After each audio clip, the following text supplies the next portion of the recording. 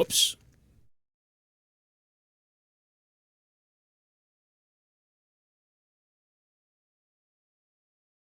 Yes, sir. Yeah. Well, we're only going to be on for maybe an hour or two. I got to do a few things this morning again. We got to get on this afternoon, stream some League. I'm probably just going to clean this guy up and then be done for the stream. It's just going to be a nothing stream.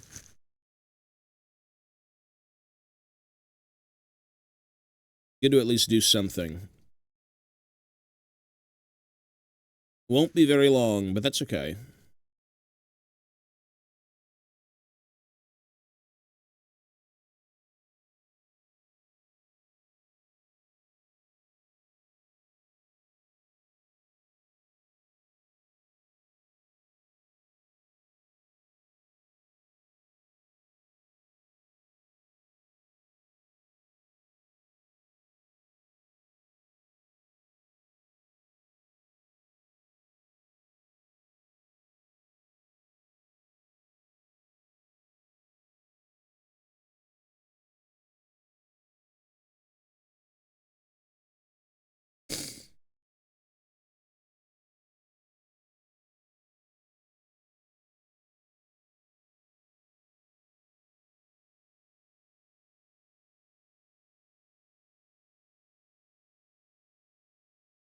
It's good to get something done.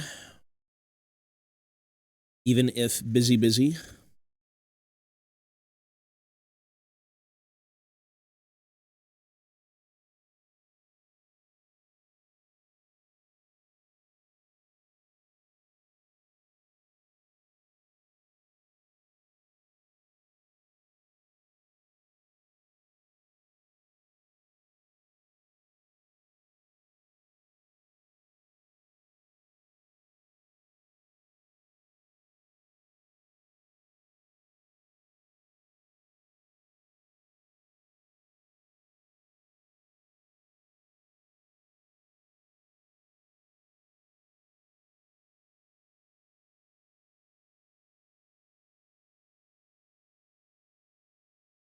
Mondays are not fun, but, you know, you manage to squeeze something in. We got a lot to do today.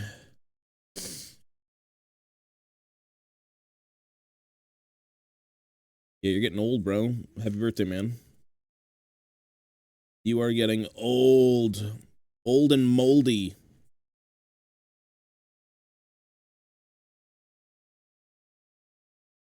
Old and moldy. See, now that you're on the cusp of 30, things are going to go downhill. I'm already there, so I can tell you for certain, it doesn't get better. It only gets worse. Go back. Go back in time. Take the years back.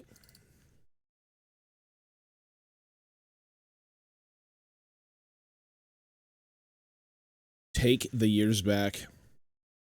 Where have they gone?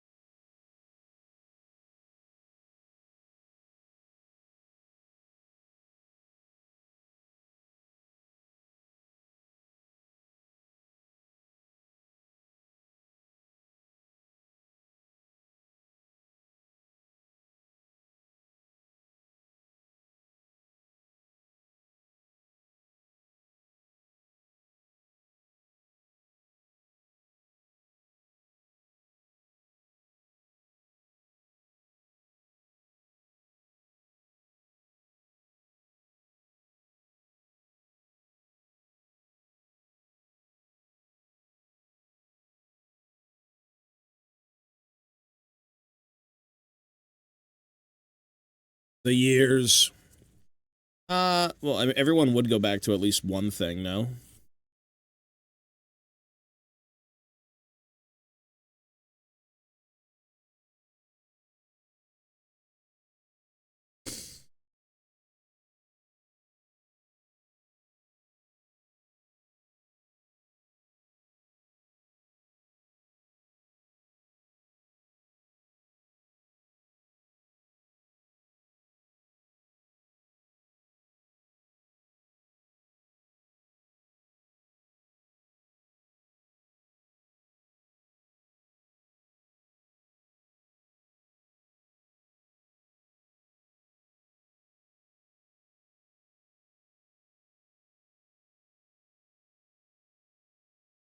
Who wouldn't want to go back at least to one thing in their life? You can't tell what's in the future, but you can always reminisce of what you've been through and what could have been better. That's only normal.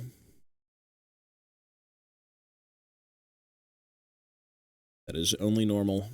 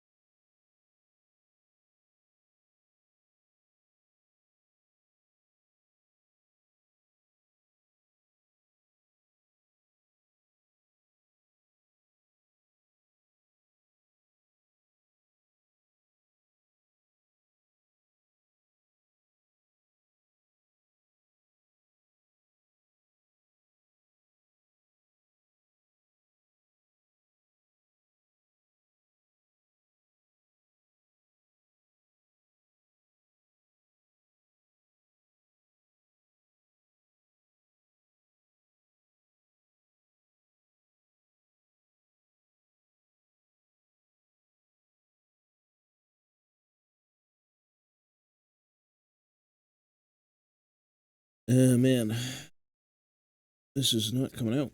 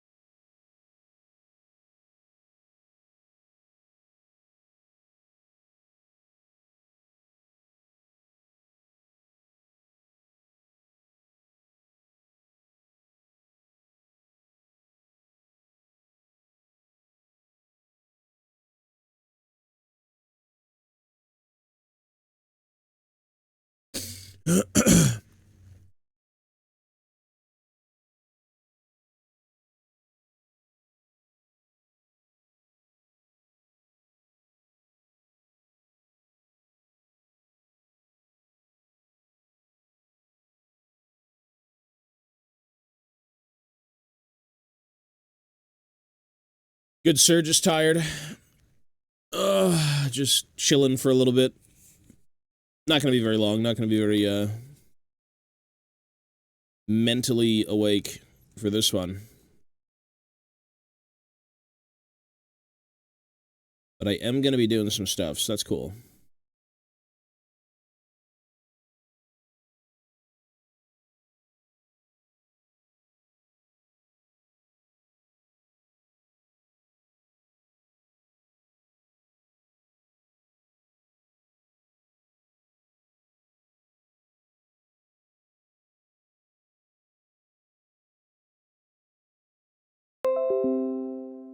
The same update.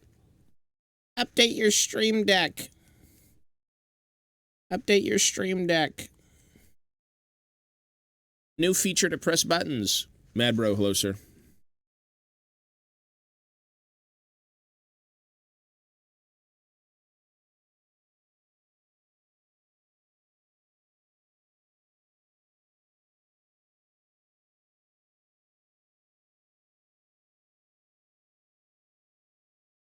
Good morning. Hello, sir. We are here. We are here. It's a disgusting Monday morning, although the weather is so nice. The weather is so good today.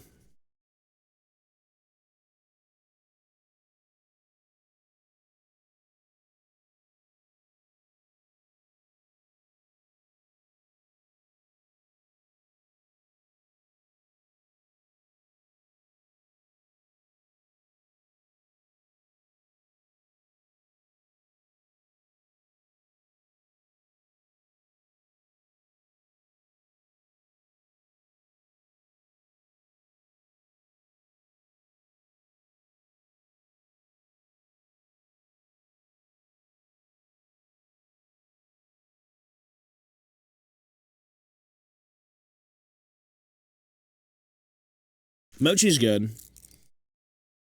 Mochi was sleeping like a rock yesterday. That guy was out. Mama's coming home soon, so he's happy.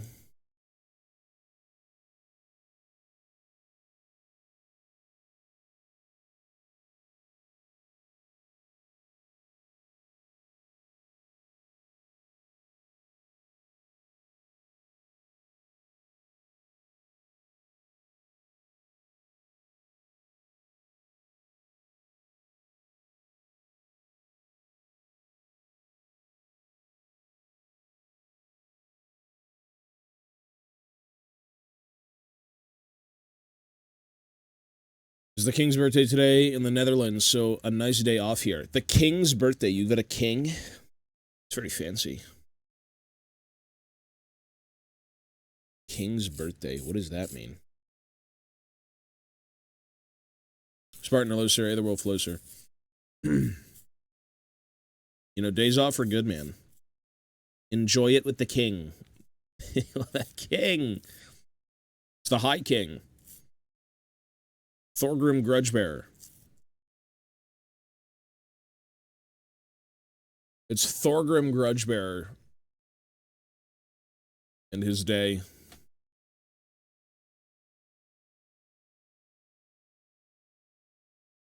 You broke your phone? That is shitty, I'm sorry.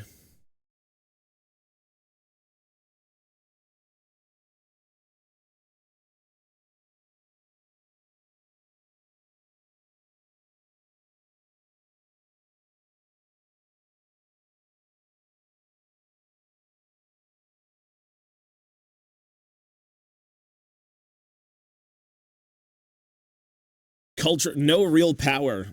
Okay, he's not Palpatine. That is good. Well, that's cool. Yeah, I've never heard of anything like that, so that's interesting. Well, again, enjoy your day off, sir. Maybe you've got time for some Warhammer.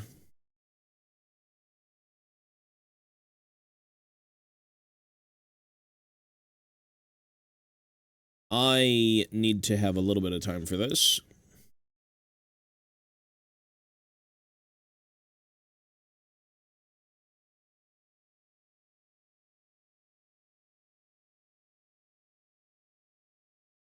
So we're trying to do the most we can. Oh. Jojo, hello, sir. Oh my god. I was picking up trash that someone threw in front of my house, and you broke your phone? Jesus. I mean, people are scum. I don't really litter. Littering is just weird.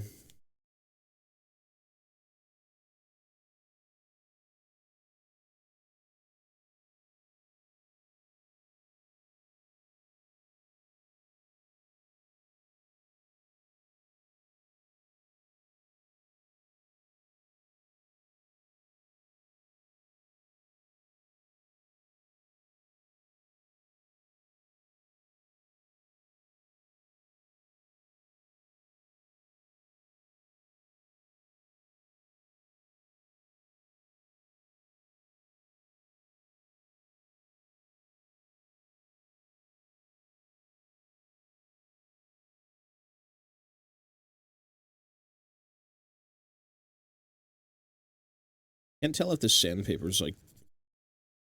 The grit's too high. The grit is too high. 1000 grit sandpaper is like the perfect place to be. It ain't no Gundam.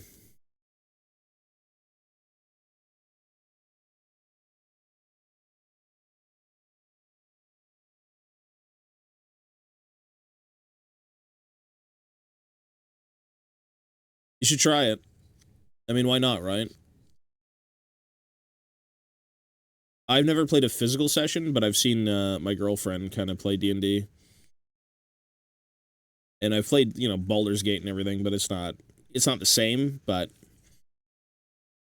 you know, why not give it a try, right?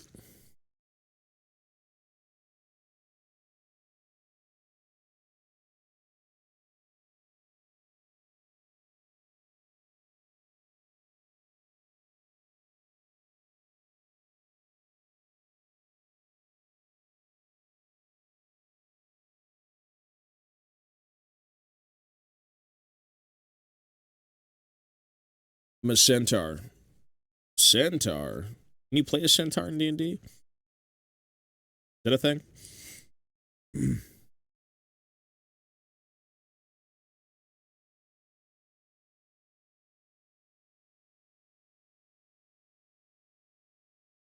You can? Okay. I don't know why you'd want to be a centaur, but all right. Okay. All right, fair enough.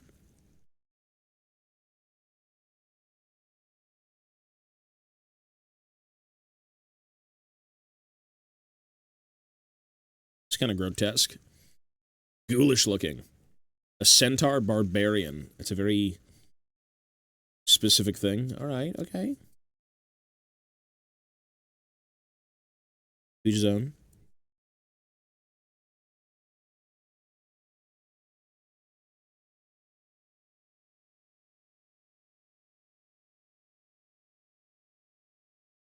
Well, I've just got a lot of shit to do, and I usually like to wake up doing this instead of waking up and doing League or something, so that's usually why I'm on here in the morning. That's the main reason. Logically, I should be doing this stream maybe like once every 2 days, once every 3 days, but I just want to get a few things done and wake up and then be on the main channel. I wouldn't really consider this content. This doesn't really... This isn't content. This is like chill, you know? You know, this could be the after hours technically as well, but usually when I'm tired, I can't do this. Like too tired. When I'm trying to wake up, that's fine to chill with it. When I'm trying to go to bed, half of what I work on is just like slop. I wouldn't be able to see.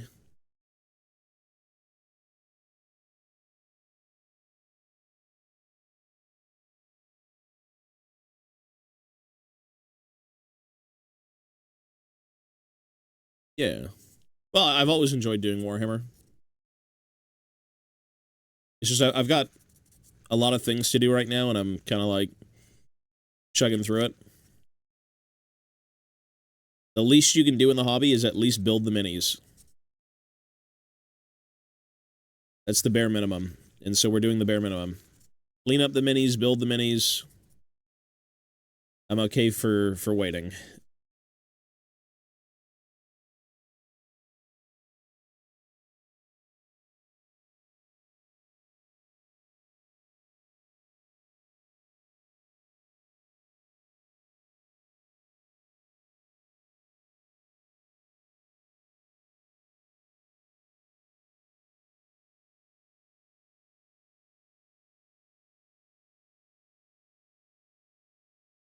I've seen it, but yeah, we won't be playing it.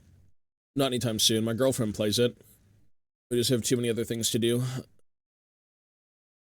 But I have seen it.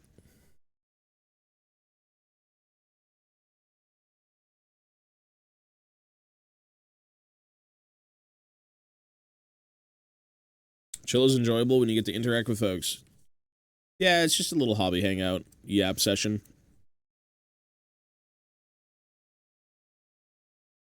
Usually talk about whatever, but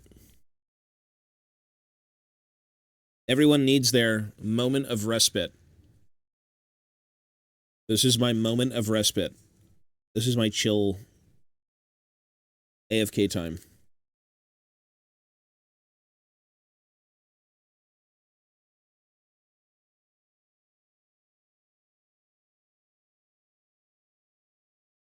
I hope to do that one day on this channel. One day. I hope to. One day. Or, you know, there's a few guys actually in the area who do, like, fantasy and other things, and they host. Not, like, at a store or anything, but maybe.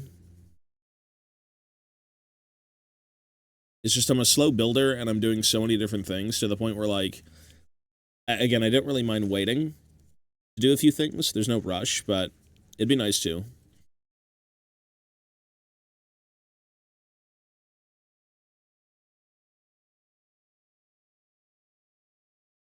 Tabletop sim was something I was talking about with Ryan. I think Ryan wants me to play games on tabletop sim with some of the people at his store, which I thought was pretty cool.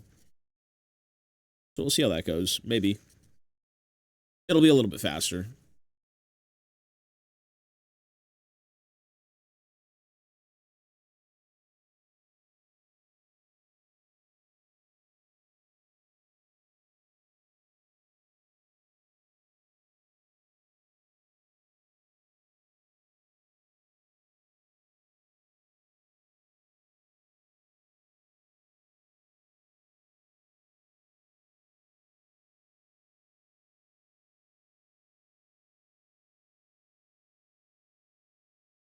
Tabletop sim is really good. Exactly. It's more of like a learning tool.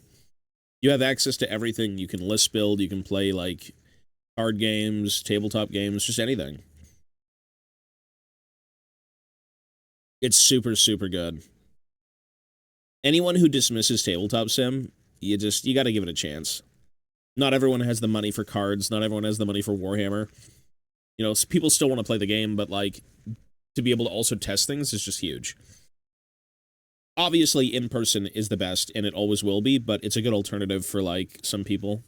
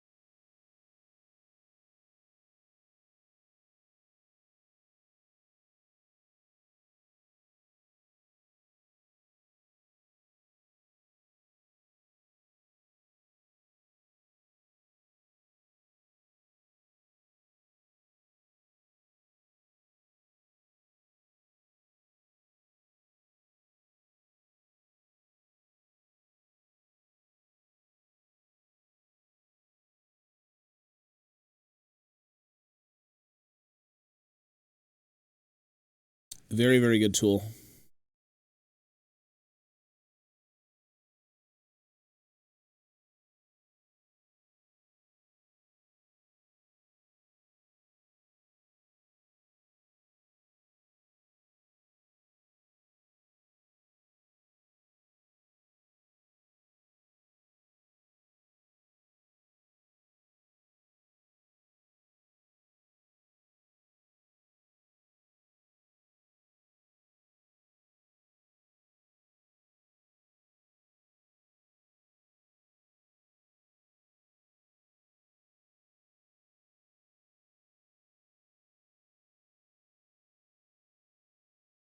Uh,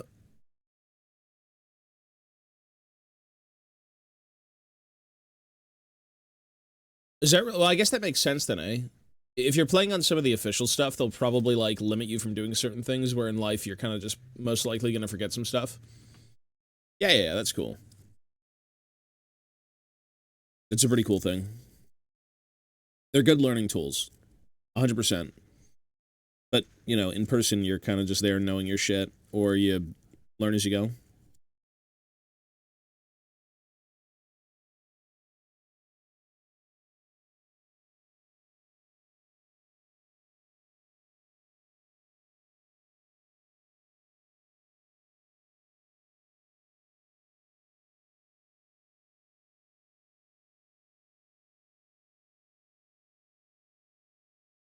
Who knows?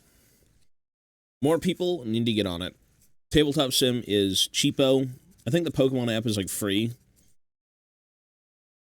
I think, like, the TCG thing online that they host. It's good.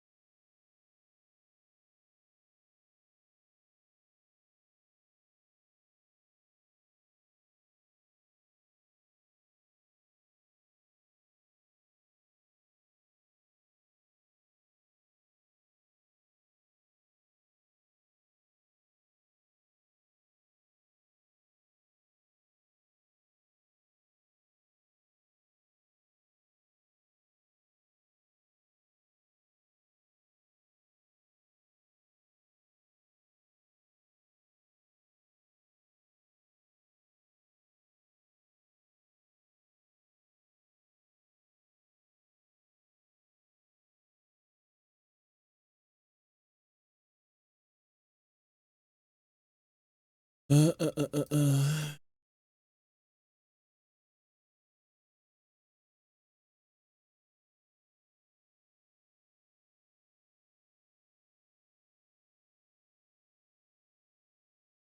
Sure.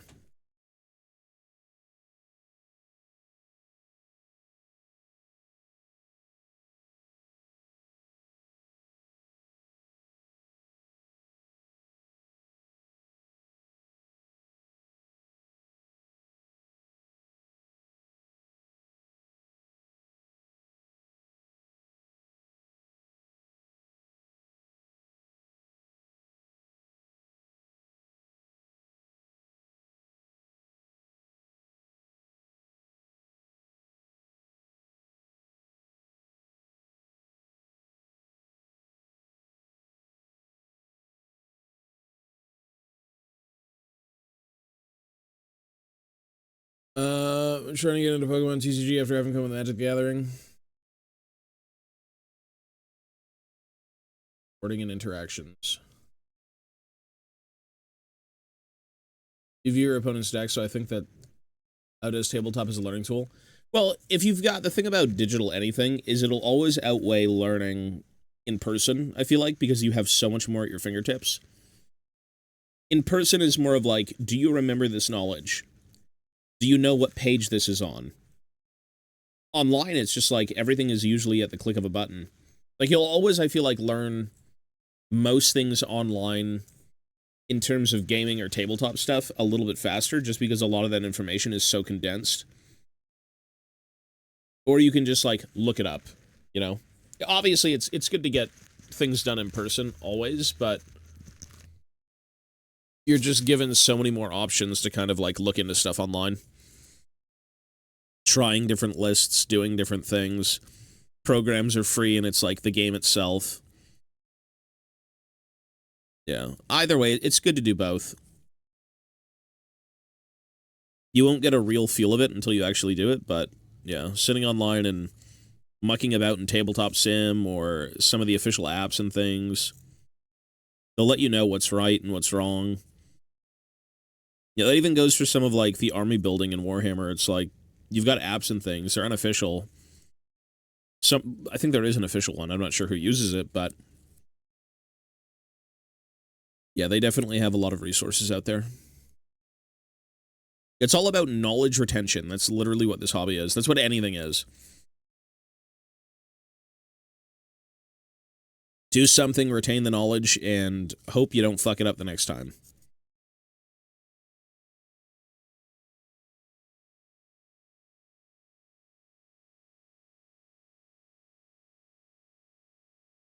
It's good, yeah, it's awesome.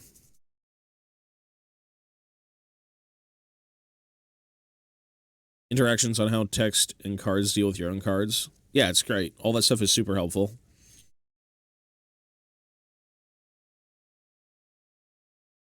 It'd be a little bit different if they were like, You can use our app, but you have to learn the game on your own. So this is like a blank canvas for playing without actually teaching you anything. Yeah. That's a weird one.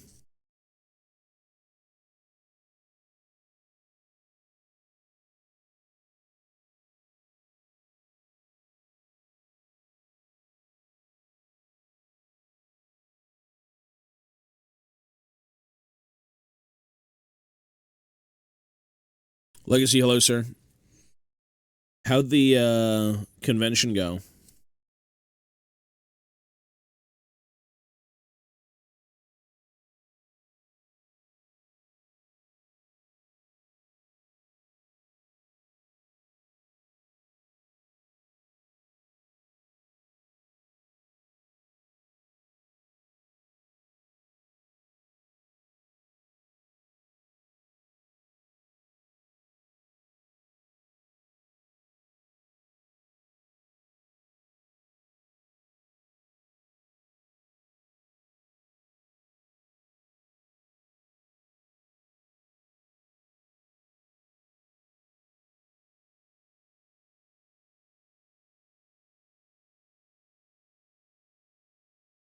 An application, of course.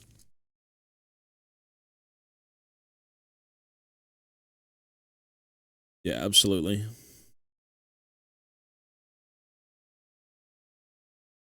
That's the thing about all of these physical games. It's you have to know so much more than you do in video games. They don't really show you, and it's not... Well, they show you, but a lot of it's red. You know, hand-holding is a little bit less in the physical hobby space. Battle Force being sold for 80 pounds. That's pretty good. People probably want to get rid of stuff. I wouldn't be surprised. That's cool.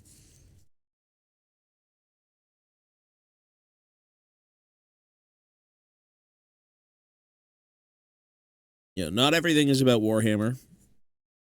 There's a lot of different hobbies out there beyond Warhammer.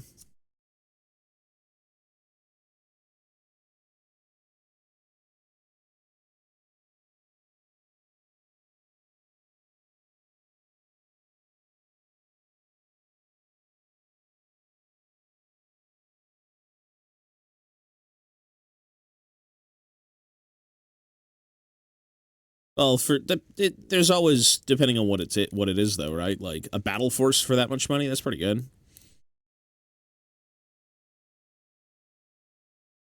Just depends on what it is.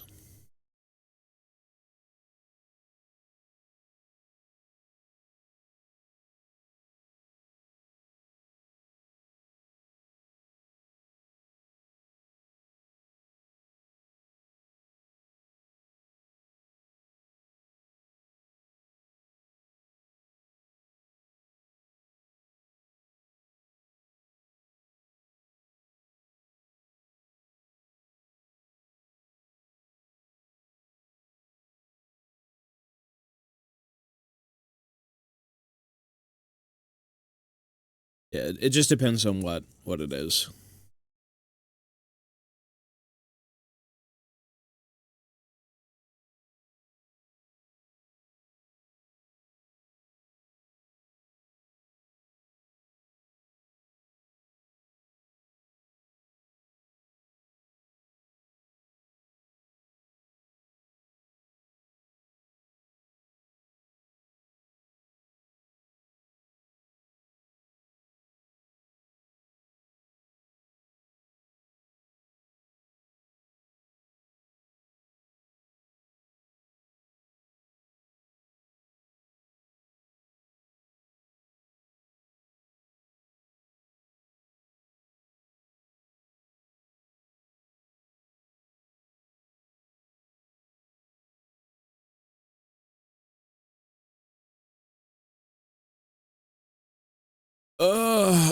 Man.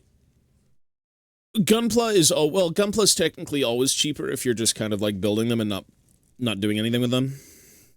Like there's no war game to Gunpla, right? Maybe there is, but like not like to the level of Warhammer. The reason Warhammer is so expensive is because it's a war game. It actually, I don't think it's so bad as a hobby that's more of like an art project, but as a game, it's expensive.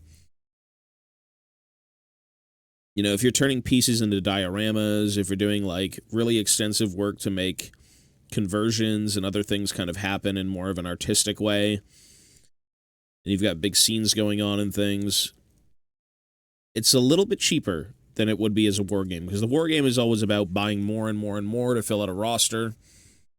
Yeah, Gunpla is more of an art project, exactly. Warhammer goes both ways, but I think a lot of people who get into the hobby want to play the game, and that's why it's so expensive. It's like, I don't need one box of guys, I need 25 to make this work, you know? And it's like, well, how much is each box? Like 80 bucks? It's like, yeah, okay, anyway.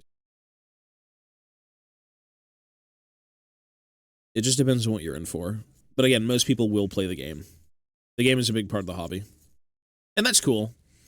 You know, I play the game. I'm building to play anyways. I'm not really building for, like, dioramas or anything. Although I will be, but not this guy.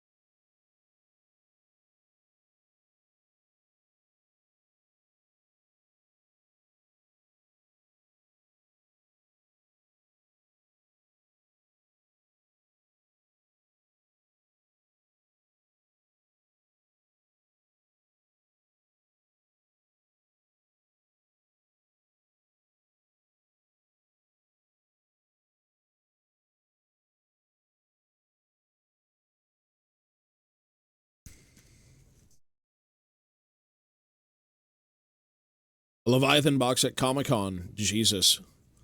You look like a cousin of mine that works construction. Do I really?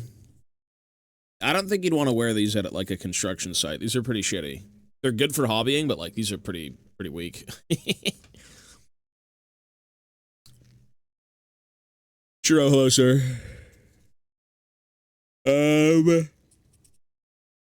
Comic-Con. Jesus. Did you went the same day, you said, right? Yeah, the same day. You know what? You go to one con, you go to another.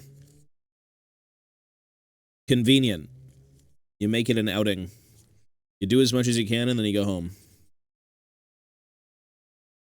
The question is, with all the Warhammer people buy, do they get it done? That's the age-old question. You've had it for so long. What do you do with it now? 10 minutes away? Yeah, it's great. It's convenient. Gotten a good one outside of Gundam Maxiboost. But Japan only released one version of it, and there's 4 sequels in Japanese arcades. Gundams are a different beast altogether. I'm not really big into, like, giant robots, but I know a lot of people love that stuff to death. I've seen some of the different grades of kits, and, it's cool that people, you know, are willing to go to that extent in terms of building all of them, because that's a lot. That's a lot of shelf space. That's a lot of shelf space.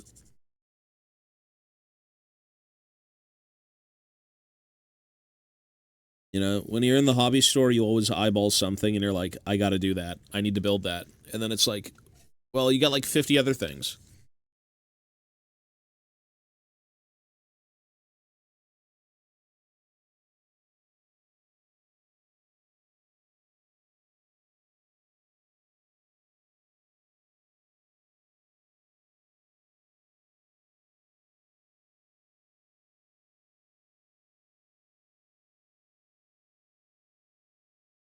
When does it end?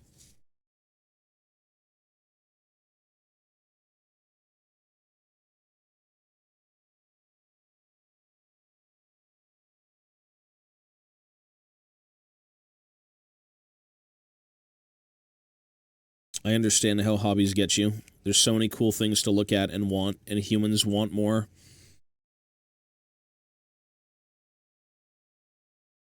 It is there, sir.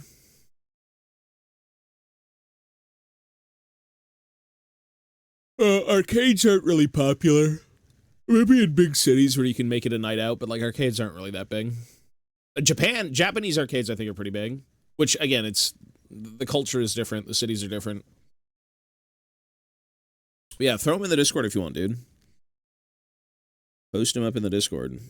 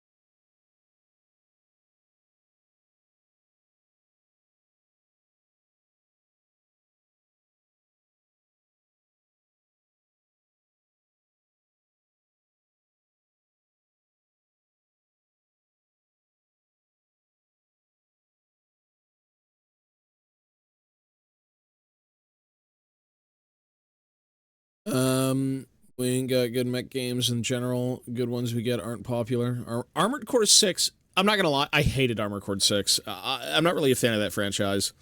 Or at least that game in particular. Armored Core was so, like, dull. It was so dull. There's, like, no personality to that game at all. It just feels like an empty shell. And that's just subjective. I feel like that game needed some flavor. That game needed some goddamn flavor. It was so, like, mid. So mid. Like, I know it's an OG FromSoft, like, IP, but, man, give it some flavor.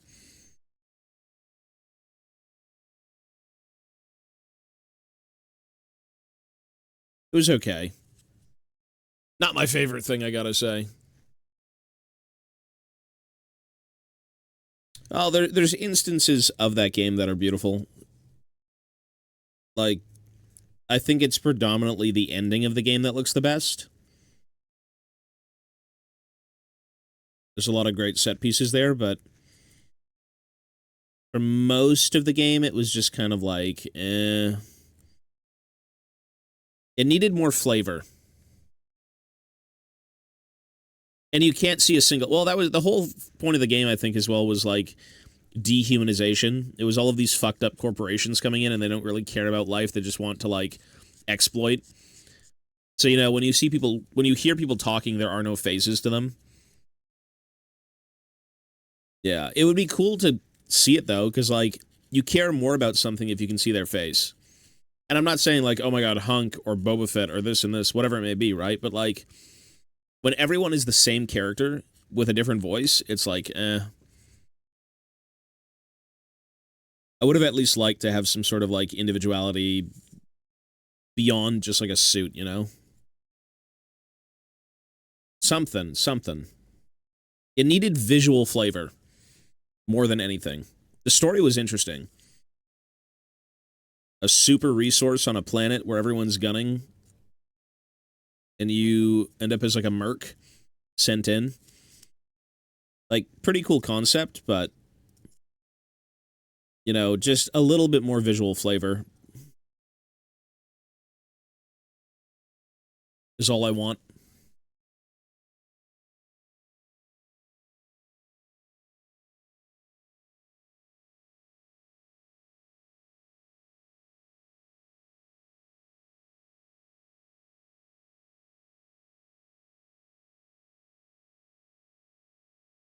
And it's a subjective thing. That's just how I feel about those games. Would have done well for AC like Star Fox. You get out characters. Yeah, that'd be very cool. That'd be very, very cool. Or some sort of like scale. You know, one of the issues I found with the game was that it didn't do good at showing you the scale of things. I would have liked to see people running around or jeeps or something, smaller scaled things to kind of put you in into contrast with. Like you had buildings, but the buildings just look like toys. It would have been nice to have some sort of, again, more visual flair to that game. Because the narrative is fine. Narrative's totally fine. I thought it was cool.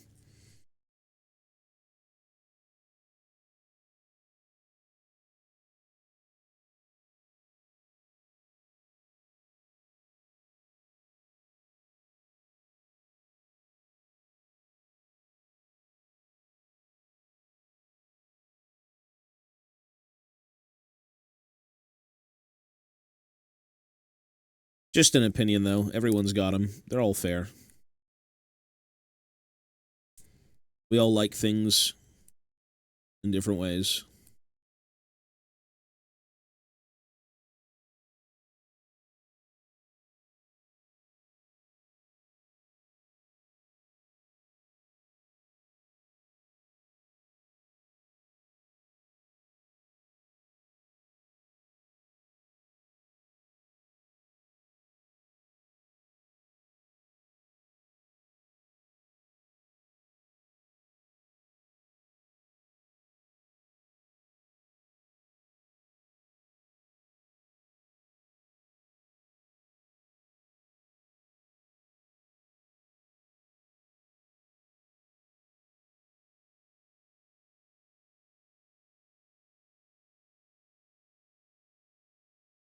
Uh, if you do have that, that'd be very cool. I know you posted Nuclear Nightmare. Was that played during the event? I can't remember.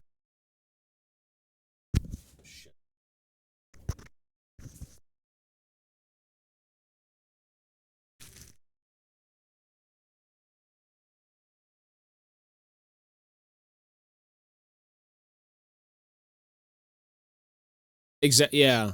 So I never played Monster Hunter, but it's about like I've seen my girlfriend play it because she loves that stuff. But it would be nice to just have like generic world building, like you said, like monsters living in the world that aren't big monsters, things that you have to go kill. You know, the one thing a game needs to sell me on is, in my opinion, its believability in the context of its own world. Right? That could be anything. If your game is set in a fucking Chuck E. Cheese and you've got like villainous Teletubbies, I don't know, bro. Sell me on that. Make sure I believe what I'm looking at. You know, if you're on a world where you've got a bunch of like monsters, well, surely it's not just big monsters, right? Like there's a little ecosystem going on. There's other things happening. It's cool to see that stuff.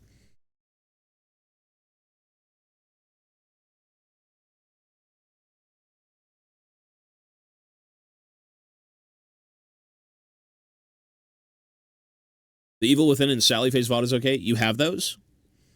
Weren't those part of the event?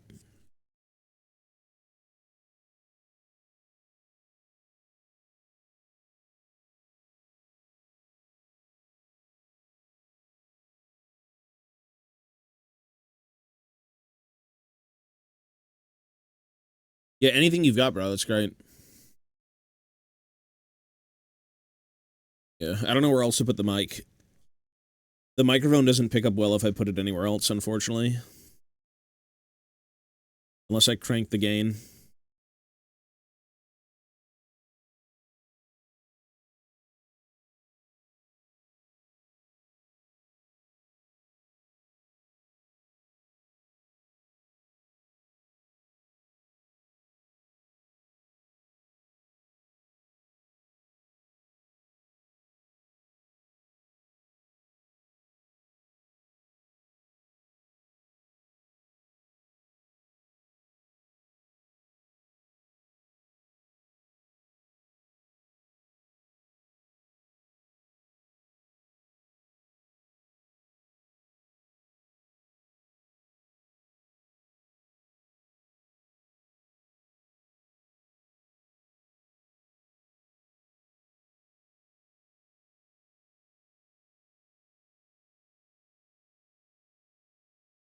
It gets driven out by its own by a dragon that controls the weather, and then 15 years later, 4 games later, that they give him a deviant version that punches the same dragon in the face. That's pretty cool. Yeah, that's fun. Any sort of continuity thing. Anything to build out the universe and make it feel like you're actually there, or, you know, you're living in that setting. That's what I love the most, I think, in a lot of the games that we end up playing, is you feel the immersion. Immersion, for me, is the #1 thing in gaming. Make everything believable. Gameplay, narrative, the world. You know, not everything has to be that way. Not every game is going to be, you know, oh my god, it's like the Last of Us level of traversal and things, where it's like you're actually going through a dead world and it feels real. Like, some games aren't meant to be that, but those are my favorite, I think. The last game we played, Dying Light, did a really good job at that, actually. It felt real. It felt like you were actually traversing kind of an infected countryside, and then, like, an infected quarantine zone city. It was very good.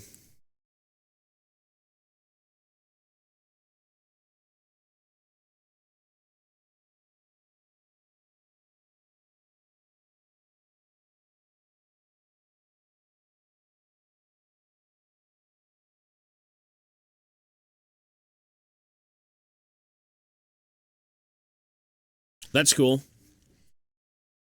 Yeah, I don't really want to... I'll say this. I have to play Monster Hunter, so less is more when it comes to information.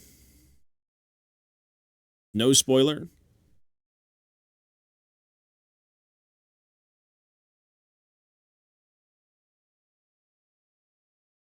No, you're good.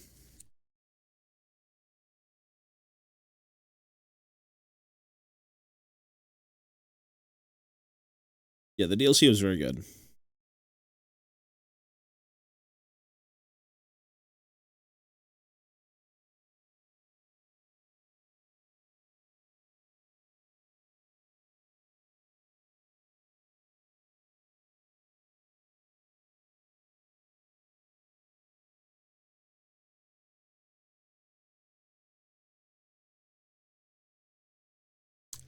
I have no clue. There's one on the list. I don't know what it was. I forgot, but it's one of them. It's one of the later ones, I think. Even though we should do, like, the older ones first, but yeah. I'm not sure which one. Posted it on Discord. I'll give it a look, sir.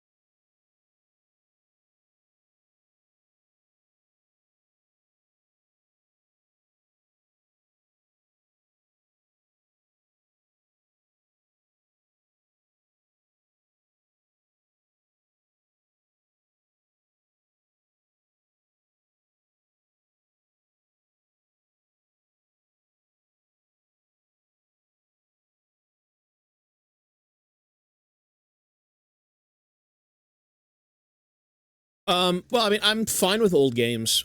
Like, we're gonna be playing all the Witcher games and everything, and we've started, like, we did Legacy of Kain, which is an older franchise. Like, conceptually, it's great. The gameplay is aged, for sure, and that's fine. I'm not really against bad gameplay. Or, not bad, but, again, aged. That was never really a problem for me.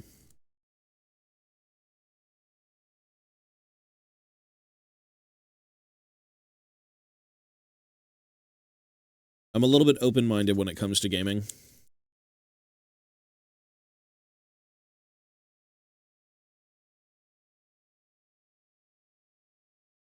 I don't think... Monster Hunter's not an MMO.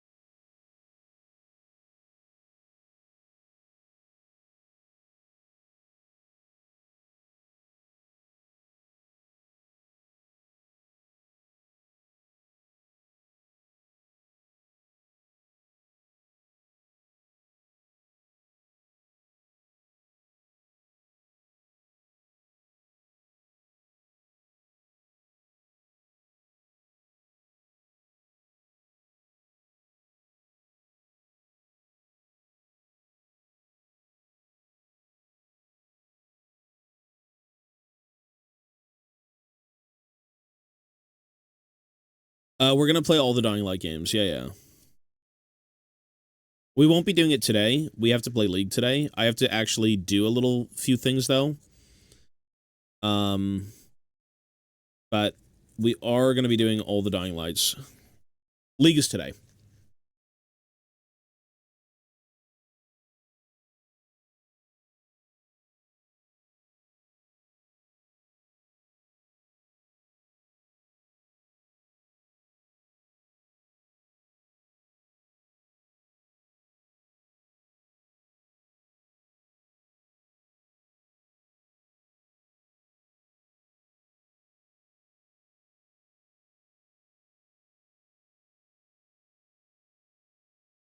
The RE4 remake?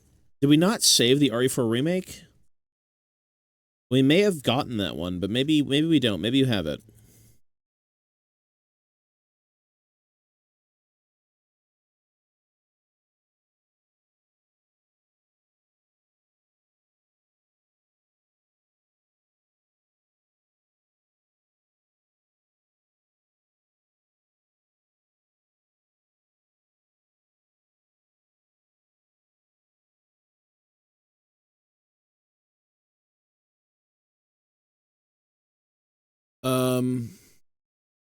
It's a lobby session game. What? Monster Hunter? They've got a few different, like, MMO styles of Monster Hunter. I figured it was just kind of like, yeah, you join a lobby with a friend or something and you go, like, hunt monsters. At least that's what I saw Ivana do for a little bit.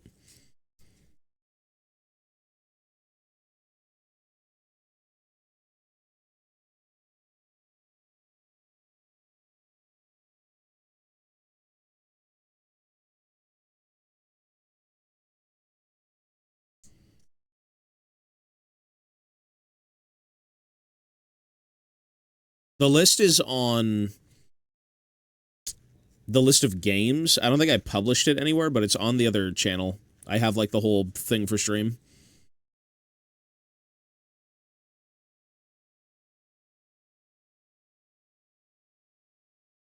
It's the main Discord, if anything. It might be there. Actually, you know what? I think I published it on Discord. It should be on the main Tobias Fate Discord. It wouldn't be on Hearth and Hobbying. Hearth and Hobbying is just Warhammer. Which we actually did play a few Warhammer games for the event, and it was really good. Or I think we played one.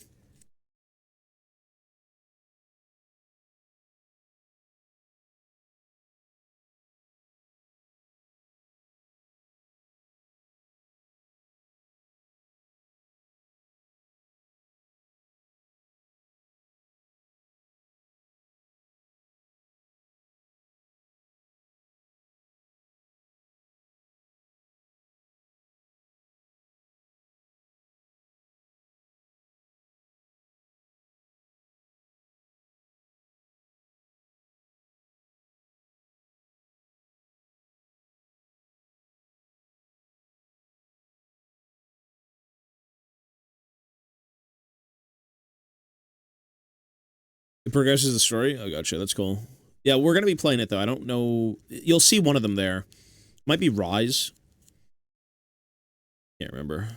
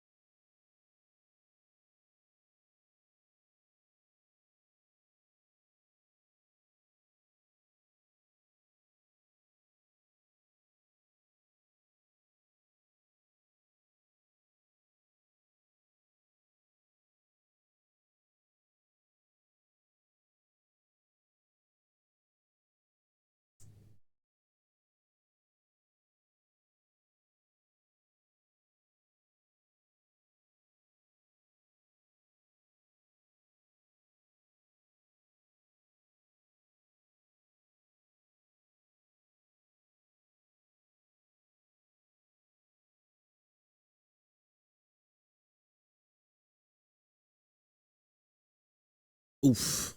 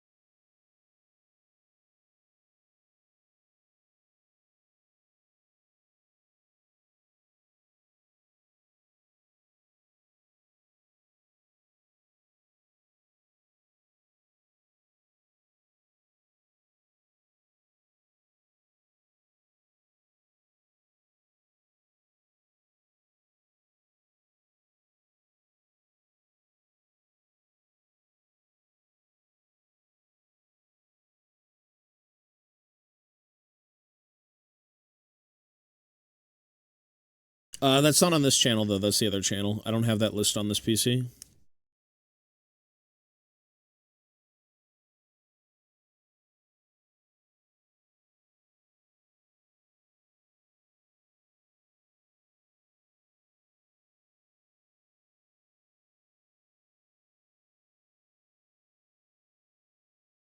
That list is on the other PC.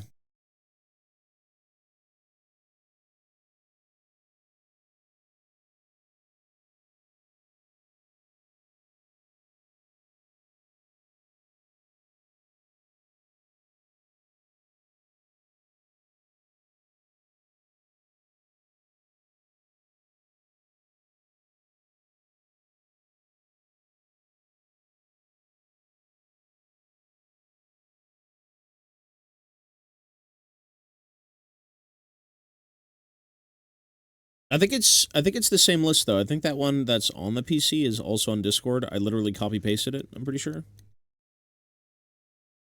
Might be the same thing. It should be.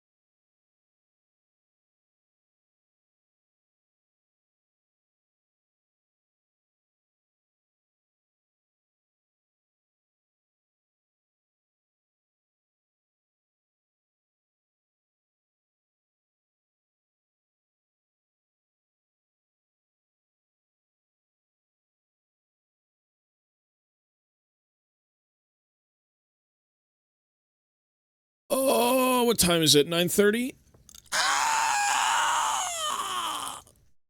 Oh, God.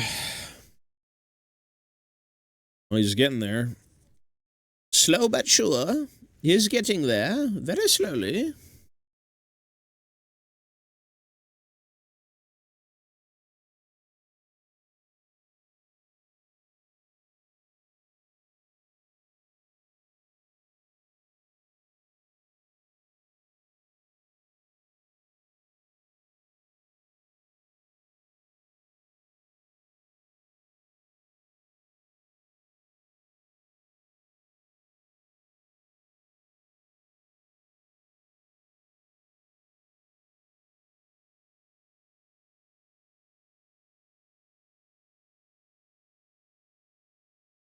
What is GW? Hang on, I gotta look at this up.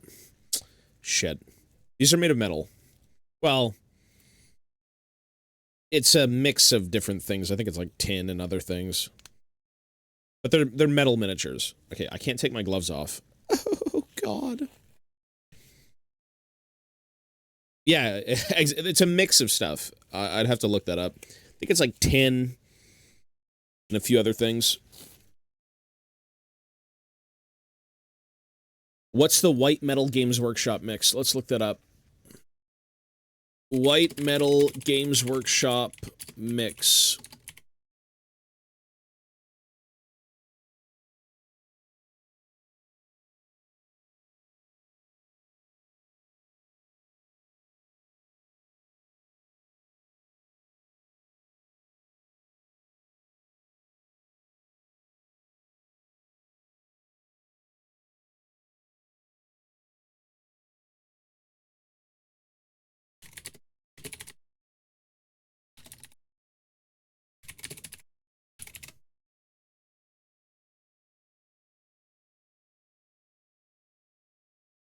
Tin and copper. Antimony and copper. There you go.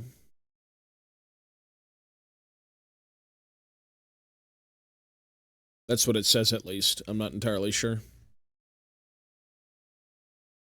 They're soft enough. Chickens. Chickens are easier to manage.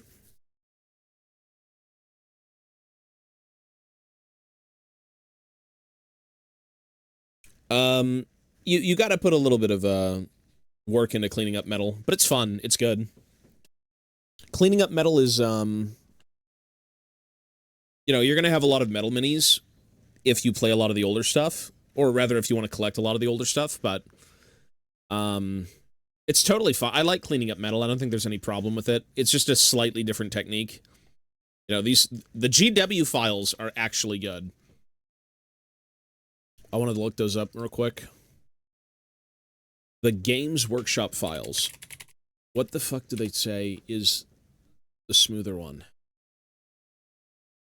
Oh, Yarick is out. Pre-orders, get your Yarick, $50. $50. Lots of money. How much are the GW files? 27 bucks? Kind of expensive, but they're actually pretty.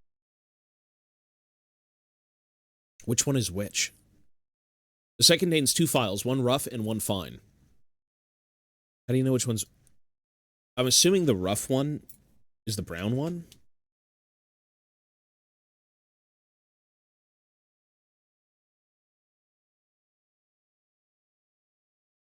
Is that what that's supposed to be? I'm assuming this is lighter, so it's supposed to be less. They look the exact same. I guess this one's wider. But not wider.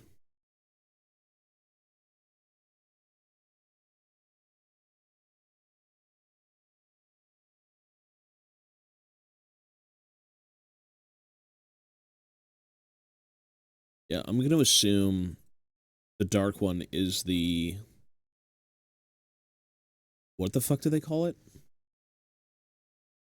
The orange one looks rougher? Maybe you're right. They don't even tell you. It's like, what? You're just going off of grit, and the grit's like...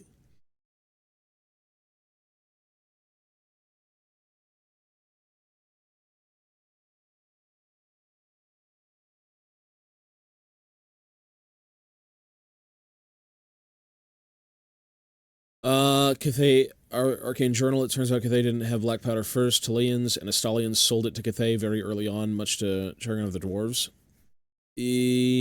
That's cool. I don't own that Arcane Journal, so I can't say for certain, but that's cool.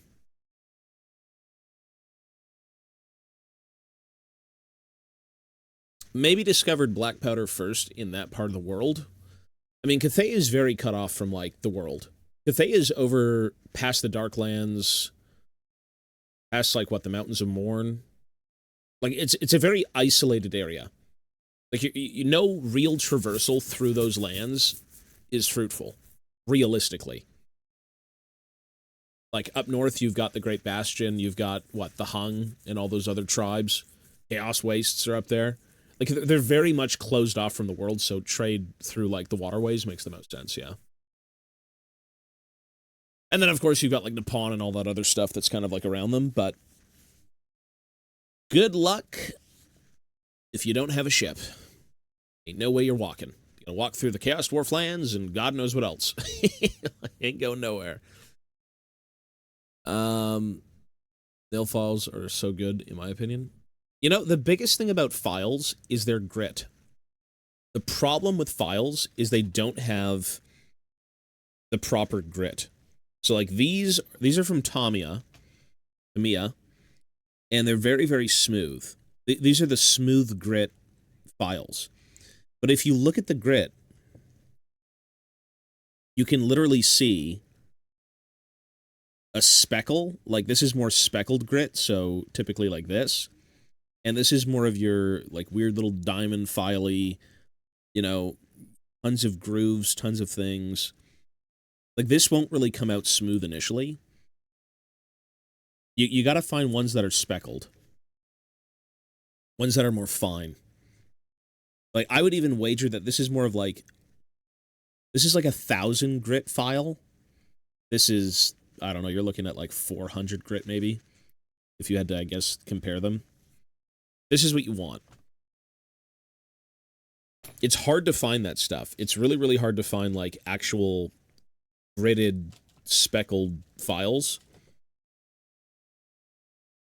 Cleaning up steel takes forever. I want a forge once, and I got them to clean up a blade because they do props and stuff, and you just got to use belt sanders. Oh yeah, for sure. At that scale, you definitely have to. Not to mention if you want them to be, like, super smooth, absolutely. Yeah. That is something. Do I have any more gloves? Gloves are so fucked when you take them off. Oh. One glove. Big one.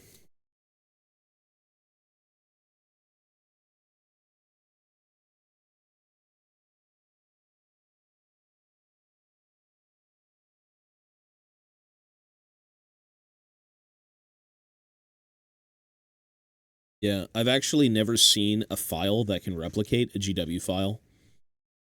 If there's any tools out there that I feel like are actually good from Games Workshop, the files are probably the best. They replicate sandpaper really, really well. If you can find one that's like this, that would be lovely, but again... yeah.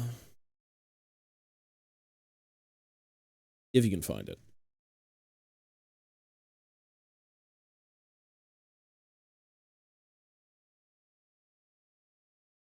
I tried to reduce the cost, but I've just returned to GW nail files. No, they're actually really good. No, they're really, really good. Again, the grit is just too good. Whatever they've got going on here, yeah, they've got the best files. If you want smooth, like, precise, I mean, look at this too, right? You can literally go in like a pencil, and you can, like, sand down things. You can get into, like, cracks and crevices. Again, if you can find anything like this, where it is pointed with smooth grit, that is huge. Because I prefer sandpaper. Like any sort of diamond file, you know, really, what's the word? Grooved, I guess you could say, files. Like, they'll just hack up your pieces. Not to say that you can't sand them out with, like, higher grits or anything, but if you want a smooth finish, it's definitely best to kind of work around 1,000 grit, anything like that. And if that replicates 1,000 grit in a fucking pointed tip, I mean, that's huge. Super, super good.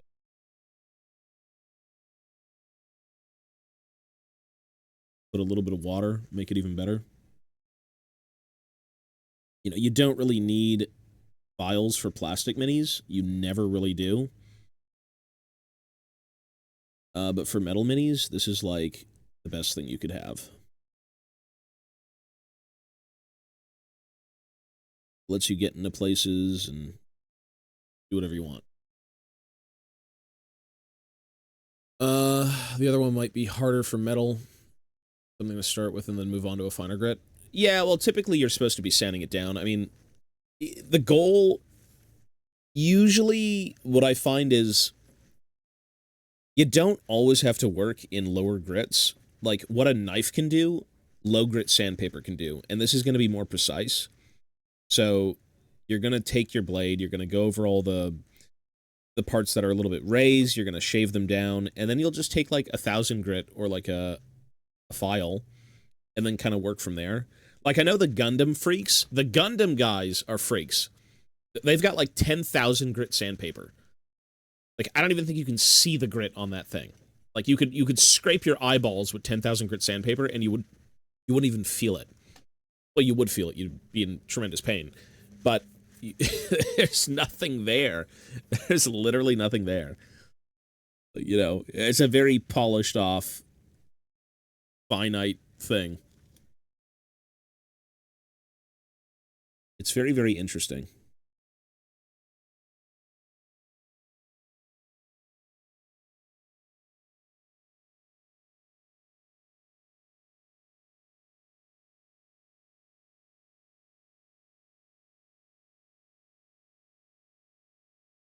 Well, yeah, sandpaper is good, man. That's all you need. Well, a blade and sandpaper, it's always, it's a mix of different things. I would say the best tool you could ever have in any hobby is a blade. You can do everything with a blade. Sandpaper is more of like if you really want to get in there and make sure everything is really finished off, but a blade will do basically 90% of the work. The blade is basically your lifeline. Everything you do from the blade, you work up from. It's your baseline.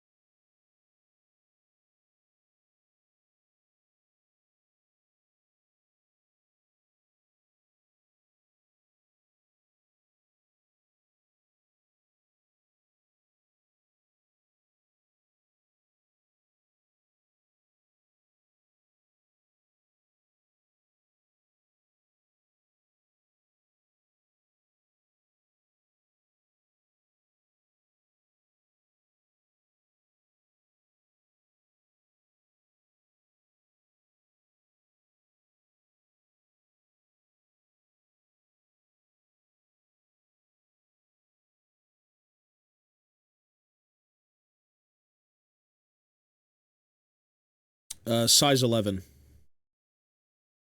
Exacto is what you need, yeah. If you're you can get scalpels and things, but like if you want like an exact blade to use, size 11. Size 11 is like your typical standard blade for most things. That's just what I've used for ages. I hoard size 11 blades. Yeah. So you can see it. Size 11.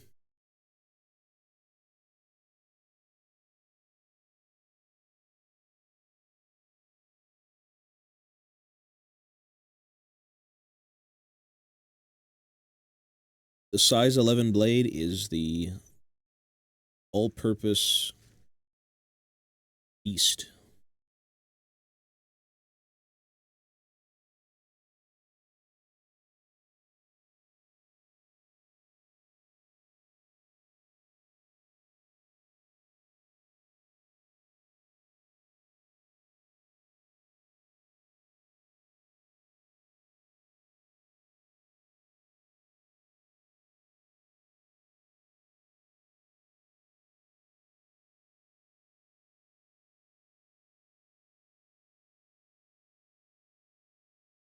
Yeah, you can literally use surgical blades. I'm pretty sure most people I've seen in the UK use those.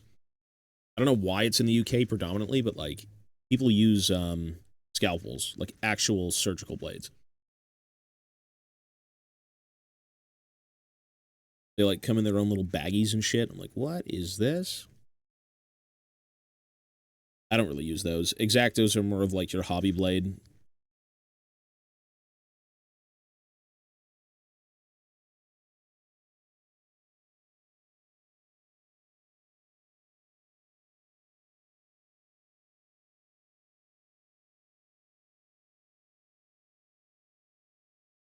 Yeah. There's a million hobby tools out there. It's always about finding the ones that work for you. Because there is no. The best way to do something is the way that you. Well, I mean, I guess you can always adapt and change your formula, but if it works for you, that's great. Everyone's got their own little process. Everyone's got their own little view of how things should look, how things should be done.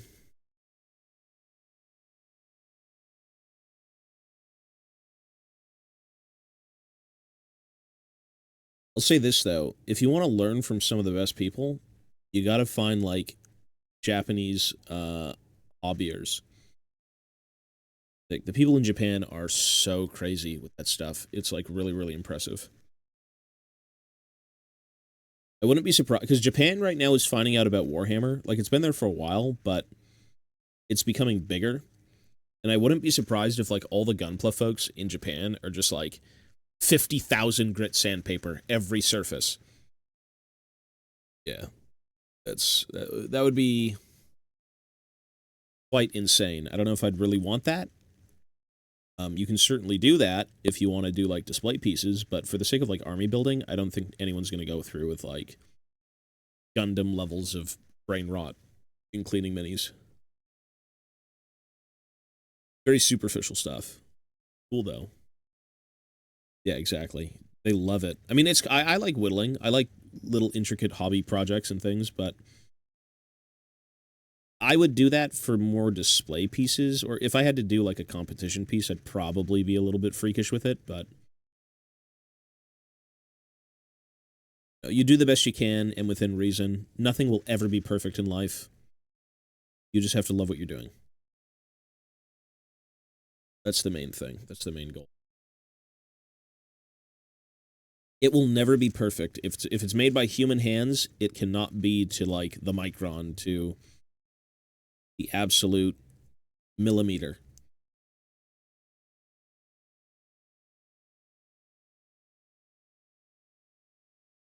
And then, of course, when you layer things on top of it, you'll never see those mistakes anyways.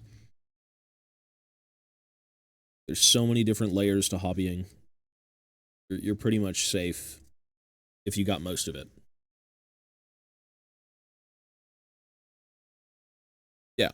Well, yeah, it's a serious thing. Over there, it's very, very serious. Depends on the person, though. Obviously, here you can get those people too, but Japan is like, that's one of the coolest things. It's just the level of dedication that goes into like what they do. And it's the love of the game because you don't do that for like anything else.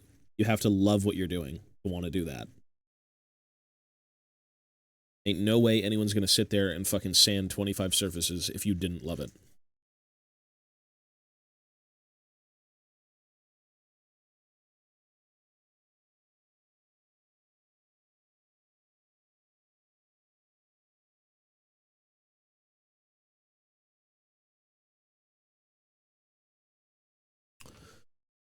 I've adapted to use only acrylics because I can't ship lacquer paints. I do get and use enamels and oils, but oil tubes for scale modeling and weathering. I also can't get spray cans. Airbrushing is cool, though. You know what, man? Like, spray cans are great, but they're more of, like, a convenience versus anything else, I would say. Like, a spray can versus an airbrush will always be easier, but I think if you used an airbrush, it'll be more of a satisfaction. Well, not a satisfaction. That's not... The wording is so off. It'll be more...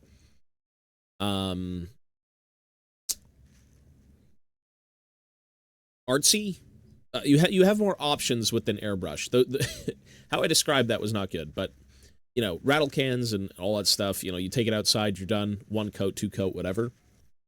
And sometimes that's great. Sometimes you don't need anything else. Like when I prime, I use rattle cans. Like I don't have room for an airbrush. When I bust it out, which is actually right here, it's very, very minor. Like I would never prime in this room because I don't have air. There's no room. But if it was more of like, you know, some sort of spray on like a static grass or something minor, I wouldn't mind that. But yeah, rattle cans are very convenient. Sprays are super, super convenient. Having an airbrush space is like next level. You're like a hobby genius if you have that. You're the hobby goat. You've got an airbrush setup.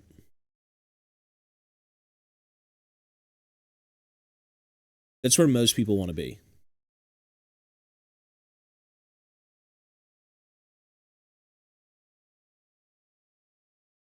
I really want an airbrush booth.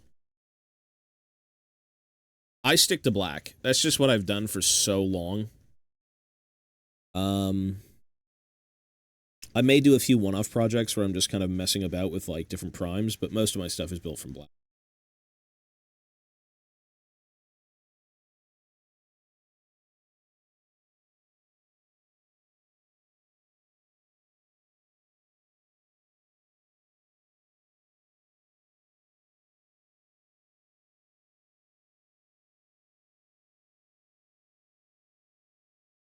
Japan just got the dedication. They also kind of live in the 1970s, though. Recently, the birth rate dropped even harder, even though the government is trying to make it cheaper to have kids and making it harder to do overtime.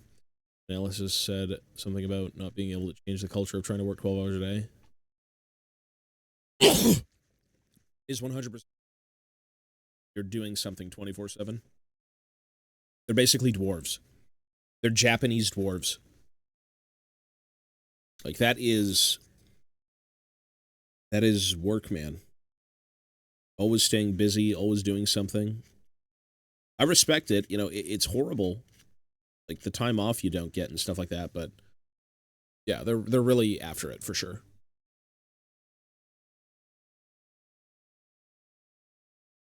Yeah, having certain things dedicated to metallics is always a bit better because you've got flakes.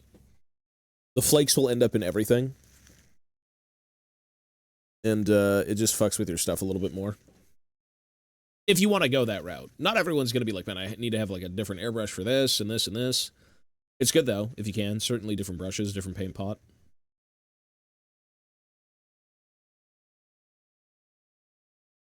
That's the one thing about hobbying, is it's like phones.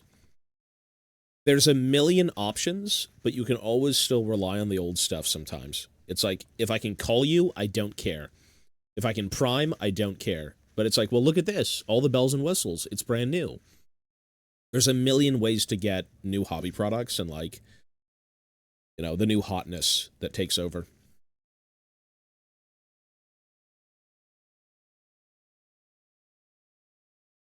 Salaryman grifters on YouTube, they make vlogs of their daily life that are fake and usually made by people in other Southeast Asian countries.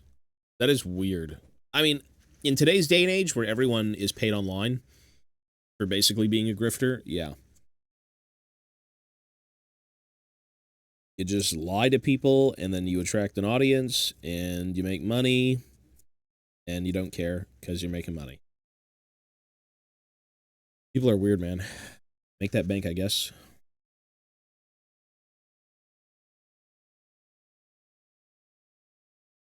It is what it... Literally, Twitter is just pure grifting. Twitter is that. Twitter is the most like disingenuous place ever.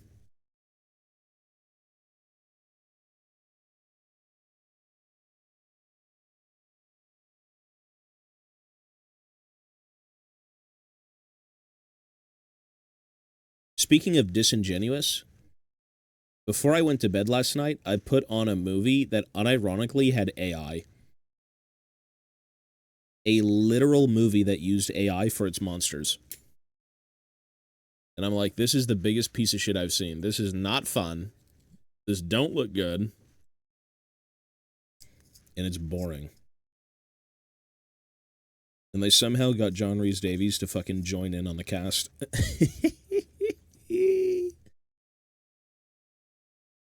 Always the easier way out.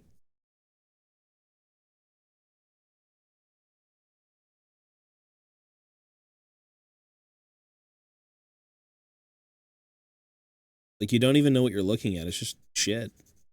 Oh, man.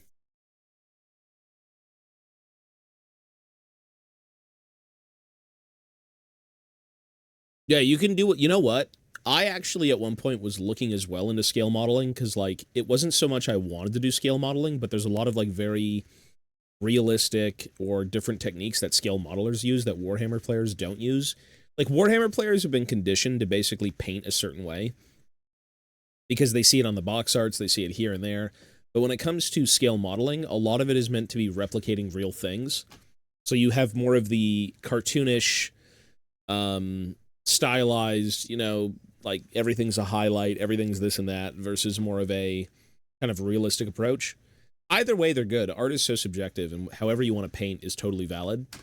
But it is cool to see, like, scale modeling techniques kind of brought over to Warhammer. That is something I've actually looked into, for sure. I think I have a few books on it. Starship Troopers CGI. It was good. That was headed by, Tippett Studios, I think.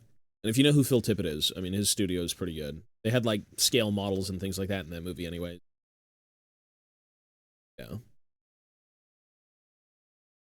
It was... Starship Troopers is awesome. Yeah, Phil Tippett.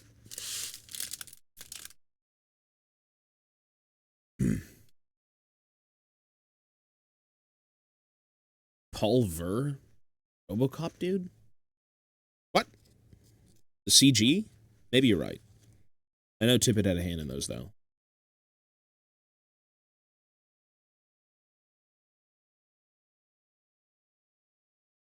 Paul Verhoeven? What was he doing on those movies? Hang on.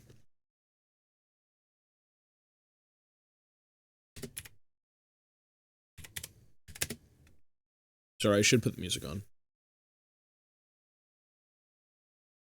Oh, he was doing this, what, the CG work on those movies?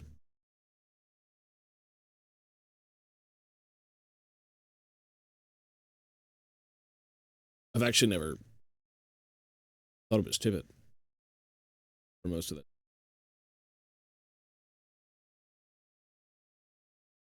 New Grot model was shown off on the community page. I'll take a look. Wait, is this... Who is this? The director? Paul Verhoeven does what? He's a filmmaker. He's the director. Wait, I'm so stupid. Who... Who directed Starship Troopers? Paul Verhoeven. Oh, I thought you were talking about the special effects and stuff. Sorry. Yeah, the special effects are Tippett though. Yeah, okay, sure. I'm like, who the fuck directed that movie? I mean, that's a great movie though. Yeah, that's a really good movie. Yeah. Yeah, we just got it mixed up. I'm like, who? What? For some reason, when I think of those movies, I think more of the practical stuff and everything that goes into it sometimes versus the director, but like RoboCop's a sick movie. RoboCop, Starship Troopers, all those things are just awesome. The later RoboCop movies, maybe not so much. Um, yeah, but great movies.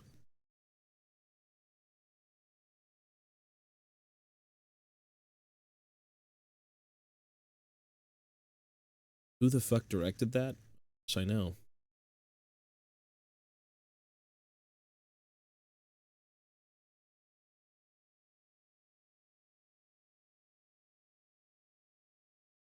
I wish we did.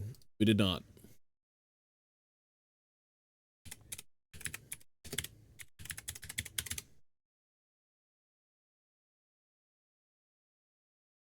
Oh. That's the new grot? Ooh. You know, it looks like the second edition grot. I'm not really a big fan. It looks okay. It clearly is a throwback to, like, second edition. Yo, Grudge Forged. That's a very dwarvish name. Holy shit, thank you, sir, for the 5 gifted. Oh, you've changed your name. That's somebody we know on this channel. Who is that? Is that Velgen? You've gifted 82 subs. Oh, I was gonna say Velgen. It's a rebrand. I was gonna say, I'm like, who? Hey, Velgen, thank you, man. I appreciate that, bro. Thank you, sir.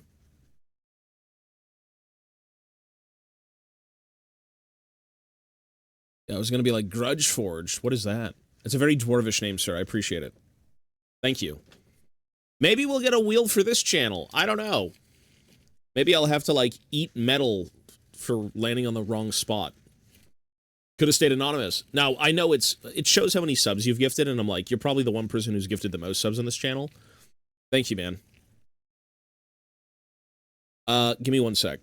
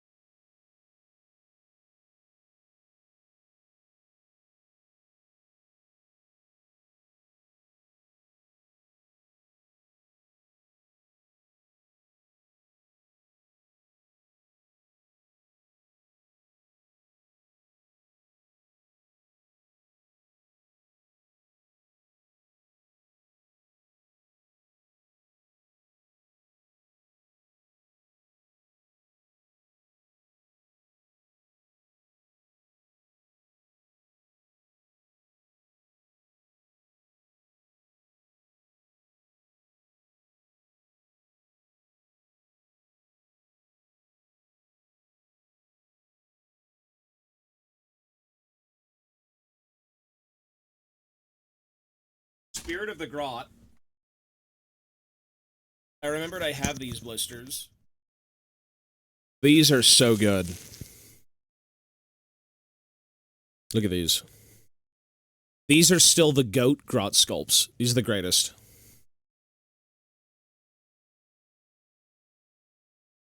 These are still #1. I don't know what to do with them. But, you know, if you... Look how cheap they were. $12. I think now these go for, like, what, 50? $12 at GW back in the day. Early 2000s. Mid-2000s. These are so good. Yeah, I love these. This is what you do back in the day when you had pocket change and you were into Warhammer. You just went to GW and you bought, like, a single blister. Got a few minis to work on. You never clean them properly because you're a child and you don't know anything. You, like, chewed them. The new Grot looks totally fine, but it's straight up, like, yeah, like, second edition looking, which is fine. It's a good throwback.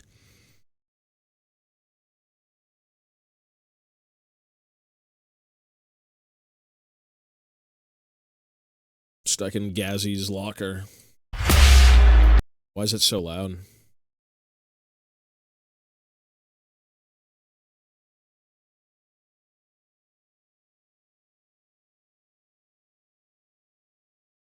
I guess I need to see the whole squad. It should be cool. I feel like most people are more excited for the Orcs than they are the Space Marines. I think that's an obvious thing, right? Orcs usually have a little bit more going on. You know, you can't really go wrong with, like, a Xenos race getting updates.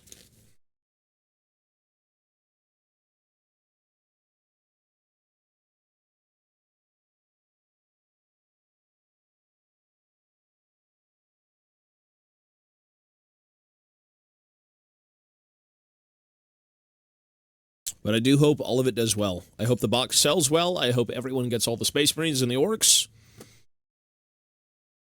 And I hope we get more Warhammer. Holy shit. Yeah, I'm looking at your Discord legacy. You picked up like 1 million Pokemon cards. You picked up some other art cards, Pokemon stands, dice, Leviathan. That's cool. Heimerdinger. The arcane pop figures. The fact that the Heimerdinger one comes with a Poro is pretty cool. That's fun.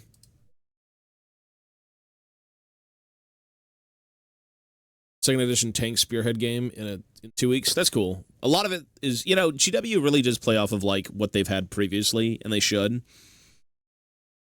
It's not that everyone has been into the hobby for that long, but there was a lot of cool things back in the day that people can kind of like enjoy in a new light, you know?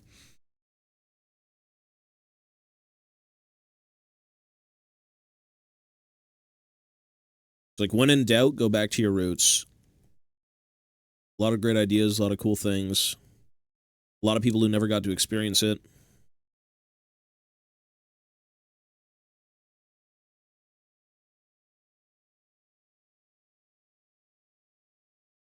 That's cool.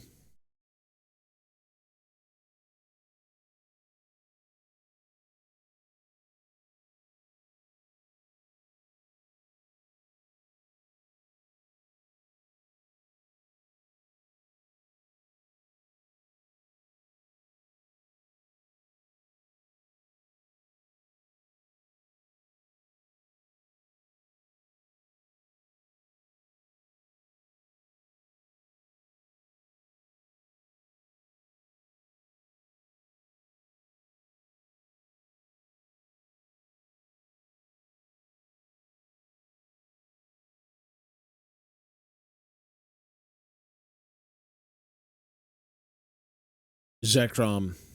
I'm not really... My girlfriend knows a lot about Pokemon. She's more into it. I'm not, like, familiar with everyone, but yeah. My favorite Pokemon is Diglett. Diglett the goat. I've got a binder of Diglets. Not that nasty Alolan shit where they have hair. That's just disgusting. But like the classic Diglett. Base set Diglett. Wiglet's pretty cool. Yeah, Wiglet's just like white Diglett and long.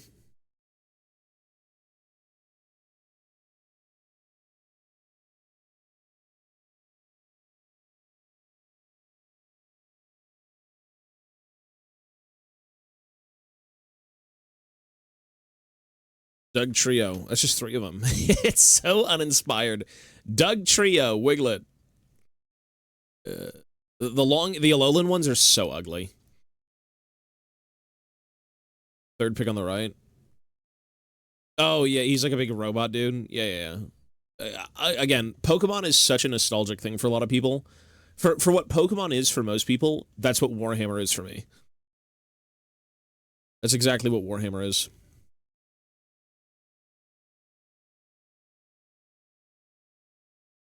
Everyone's got their own little nostalgia.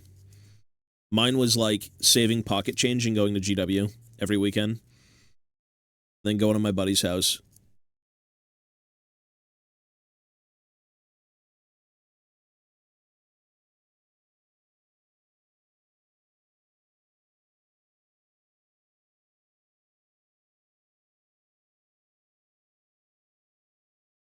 Yu-Gi-Oh cards. You know, it's good to revisit nostalgia, but it'll kill you. Because there's so many cool things you're like, I wish I had that. I want that. I want to see that again.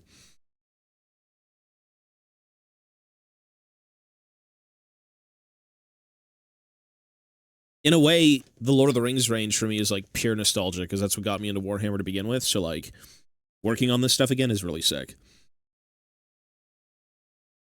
That's like the oldest form of nostalgia for me in this hobby, is just all the Warhammer stuff that the Lord of the Rings did. Or the Lord of the Rings stuff that GW did. Yeah.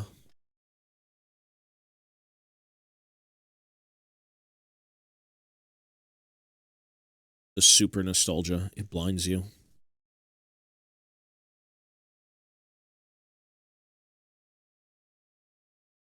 Yeah, I think this is done for now. I have to just let it simmer in my brain for a bit.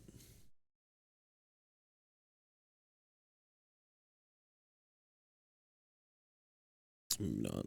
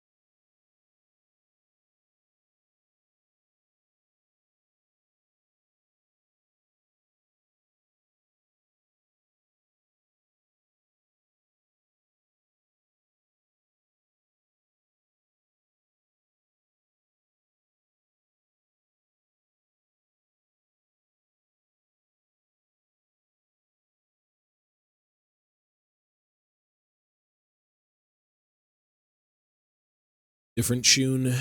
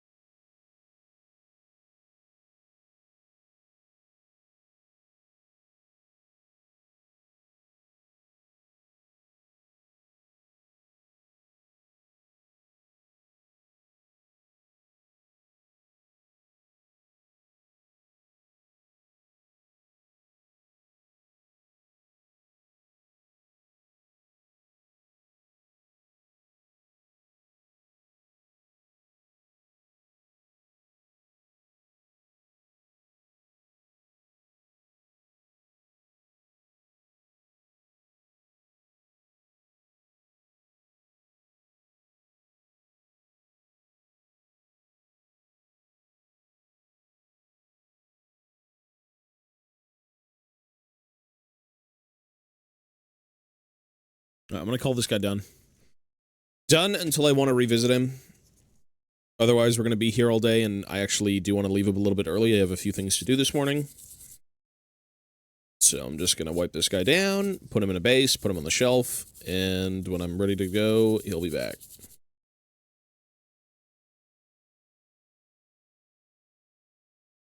You never truly know when you're finished. There's a million things to do on Metal Minis, and you could spend days looking at it and being like, that's not good, that's not good. But when you paint it, you won't really see, and you won't care as much.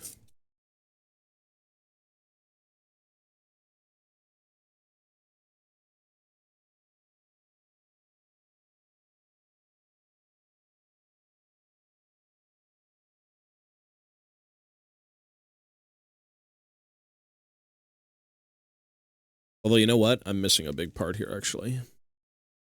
Not done yet. Thing.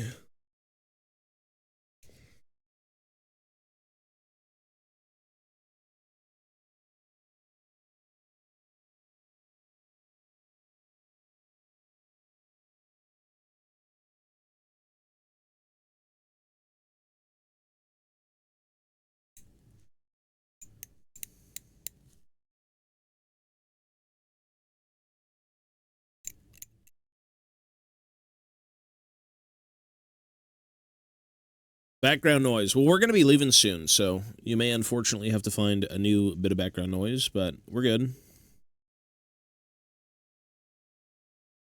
There's a few things I need to take care of this morning, and then I got to be on and play some League. My favorite video game ever made in the history of gaming and my life. League. I love it. It's so fun.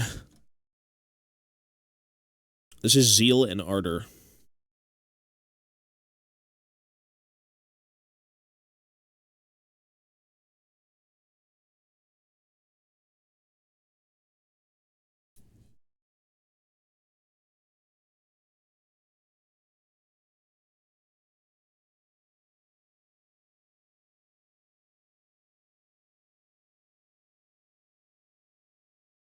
I mean, what?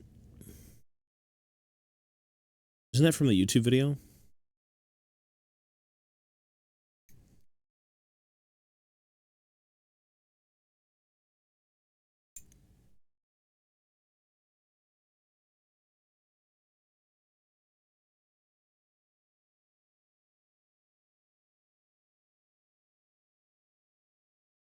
Need to get some food? Yep, you're good, sir. Peace, peace, buddy.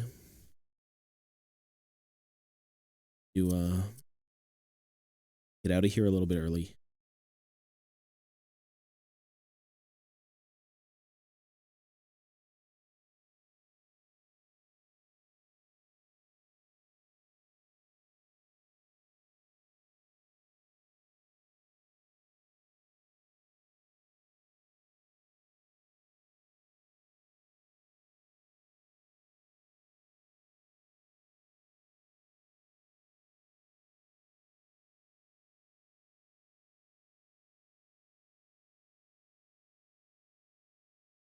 About Well, York, I don't know what else to do. I mean, anything. Literally anything else. You could go eat dirt and be more productive than playing League.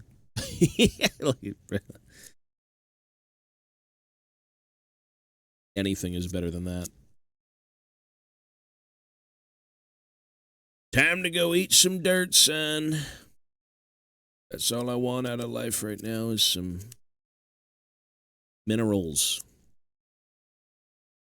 Some vitamins and minerals.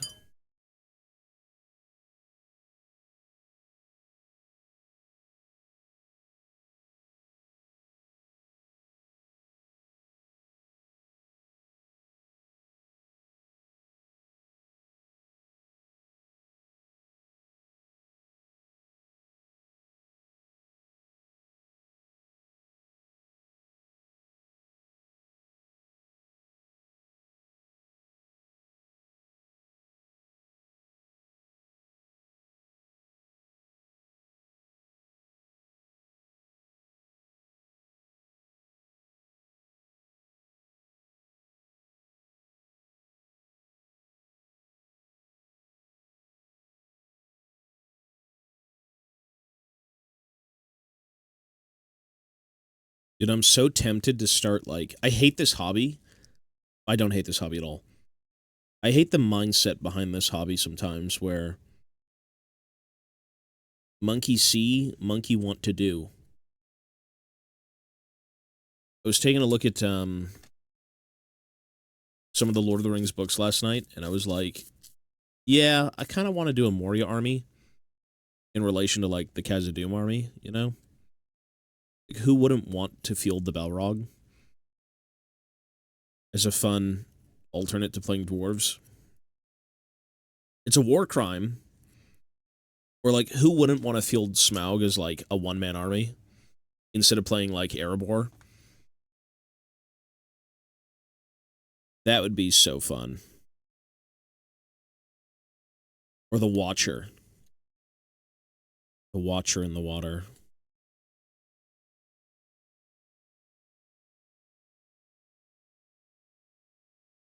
I just can't look at those right now. Gargan, well, I'm not really, I mean, that's different. For the sake of, well, maybe not different, I suppose, but...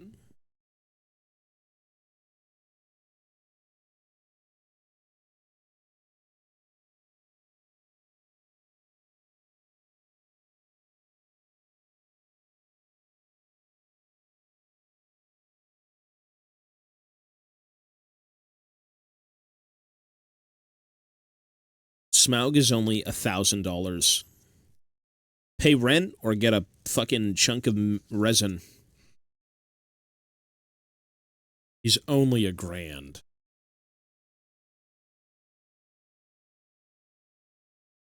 Very sensible purchase.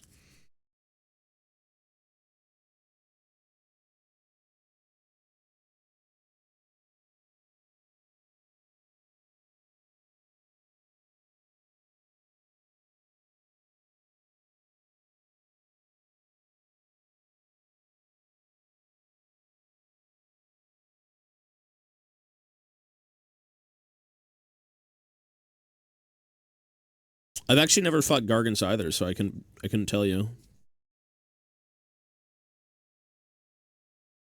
It's cool that they're a thing, though. I mean, they're the equivalent of, like, Knights, right? For AOS.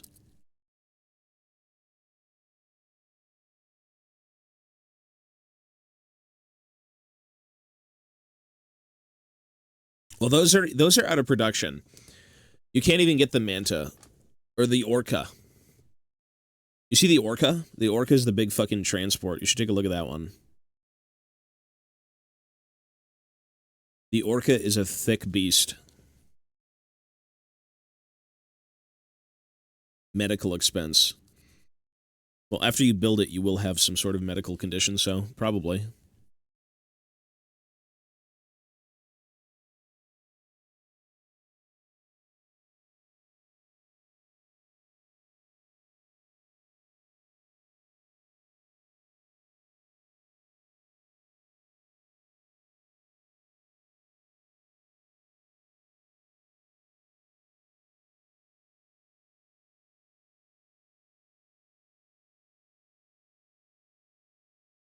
Well, you can, well, there's a lot of, well, that's kind of like the Tau's identity, right? It's just a bunch of battle suits and technology and auxiliaries. Yeah, their aesthetic is very, very different. It's cool. Not really big on the Tau, but yeah.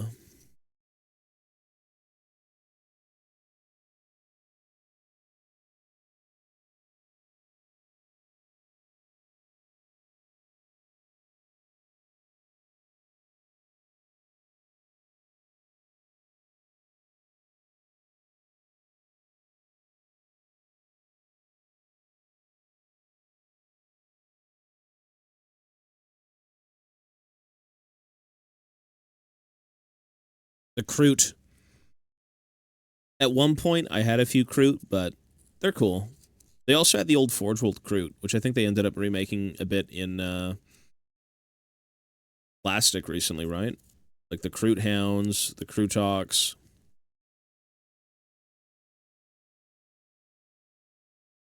Again, cool old ideas that, like, they're just playing off of.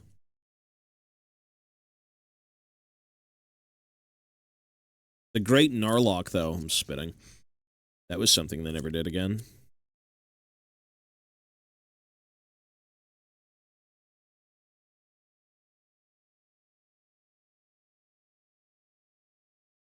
You are what you eat. That is true with those guys.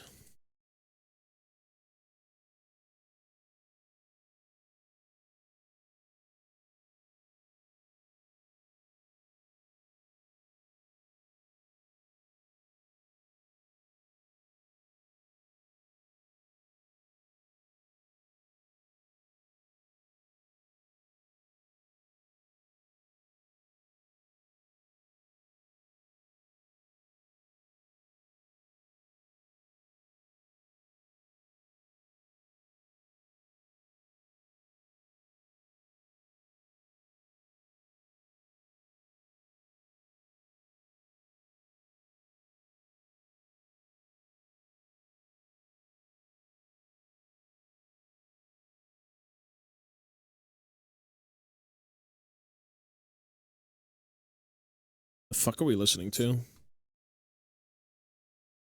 Ugh, the autoplays. The autoplays, San. The autoplays. Let's do this.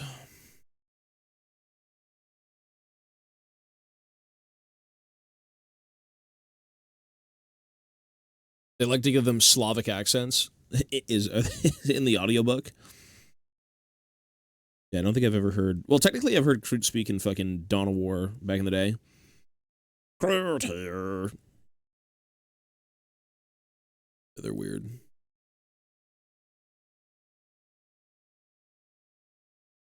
All right, when this song is over, we are going to call it. I'm going to end stream. I'm going to put this guy down. And I got to go do a few things, and then I'll be on this afternoon.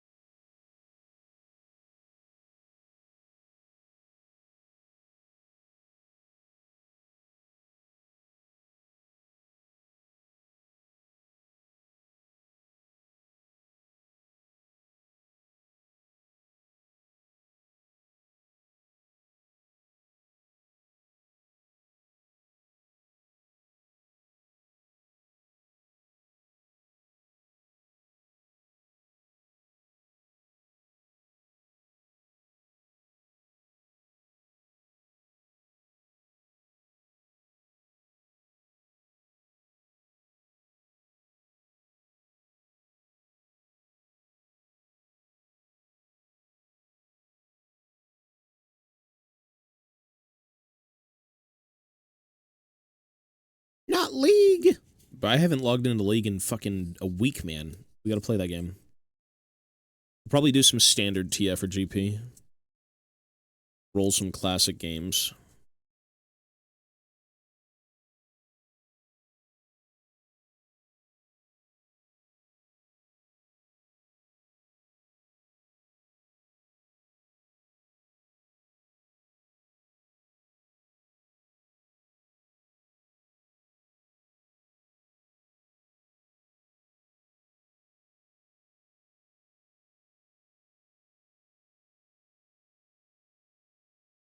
Good, stay away from the game. You know what? I'll preach the good word of, what's that fucking game mode called? What's that game mode called that has, like, Mayhem, ARAM Mayhem. That's good. Play ARAM Mayhem. That's actually, like, genuinely fun. Yes. If I would ever suggest you get back into League, ARAM Mayhem is, like, genuinely cool. It's an even more ARAM. They made it fun. Standard ARAM is boring. ARAM Mayhem is, like, a good time waster.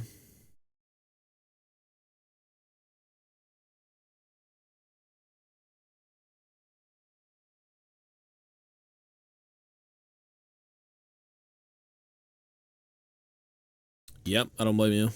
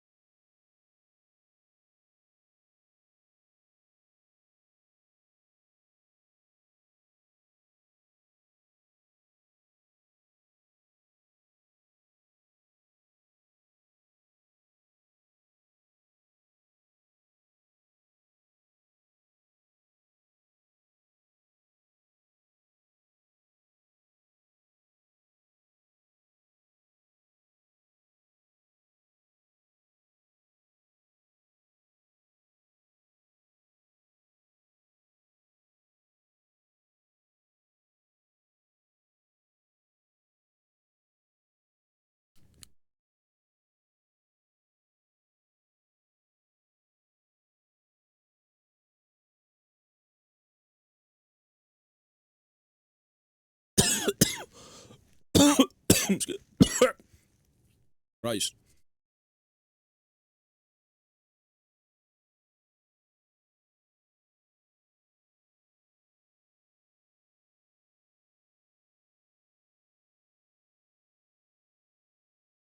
Black Lung. I still have it in me. I'm gonna clean this army. Be done. I tried. I really did. The mold lines were too much.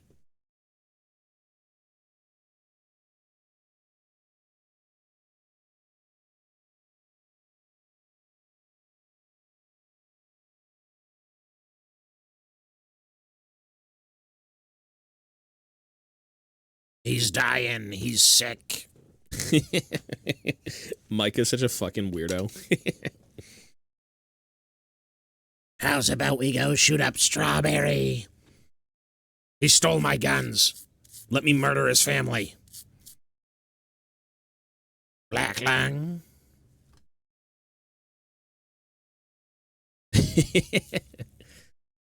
Wild West Golem. Pretty much. You know, Micah was cool, though. Micah is my favorite, probably my favorite villain in that game.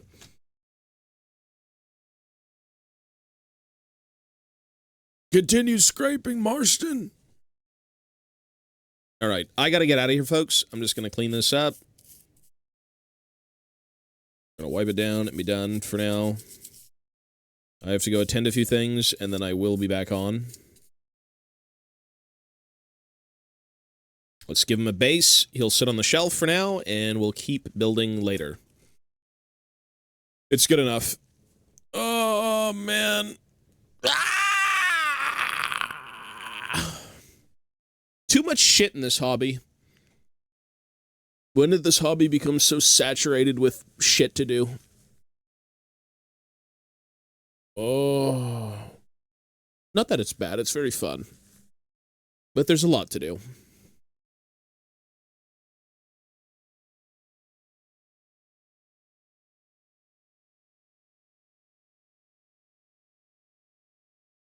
All right, where's the bases?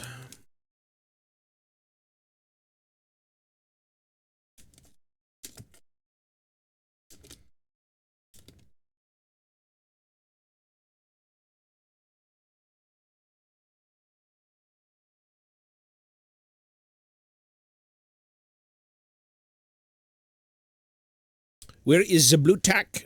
The blue tack. Excuse me.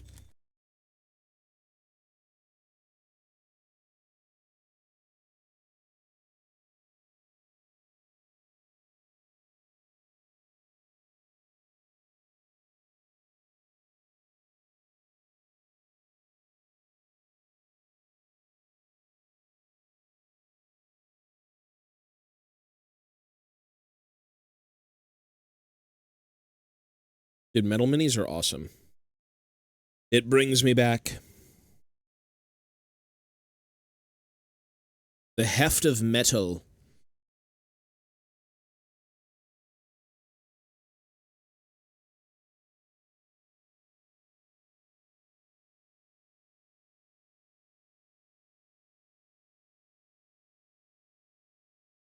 Yeah, there's certainly more work to do here, but it's getting there.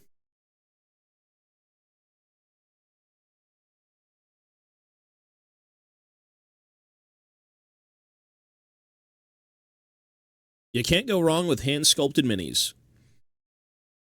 It always looks great.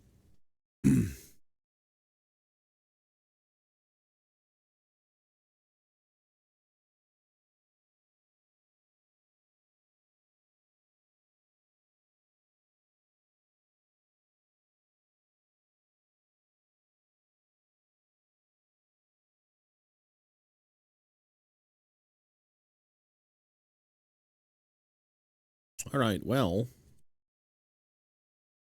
he's fine for now. Anyways, folks, that's going to be it for me.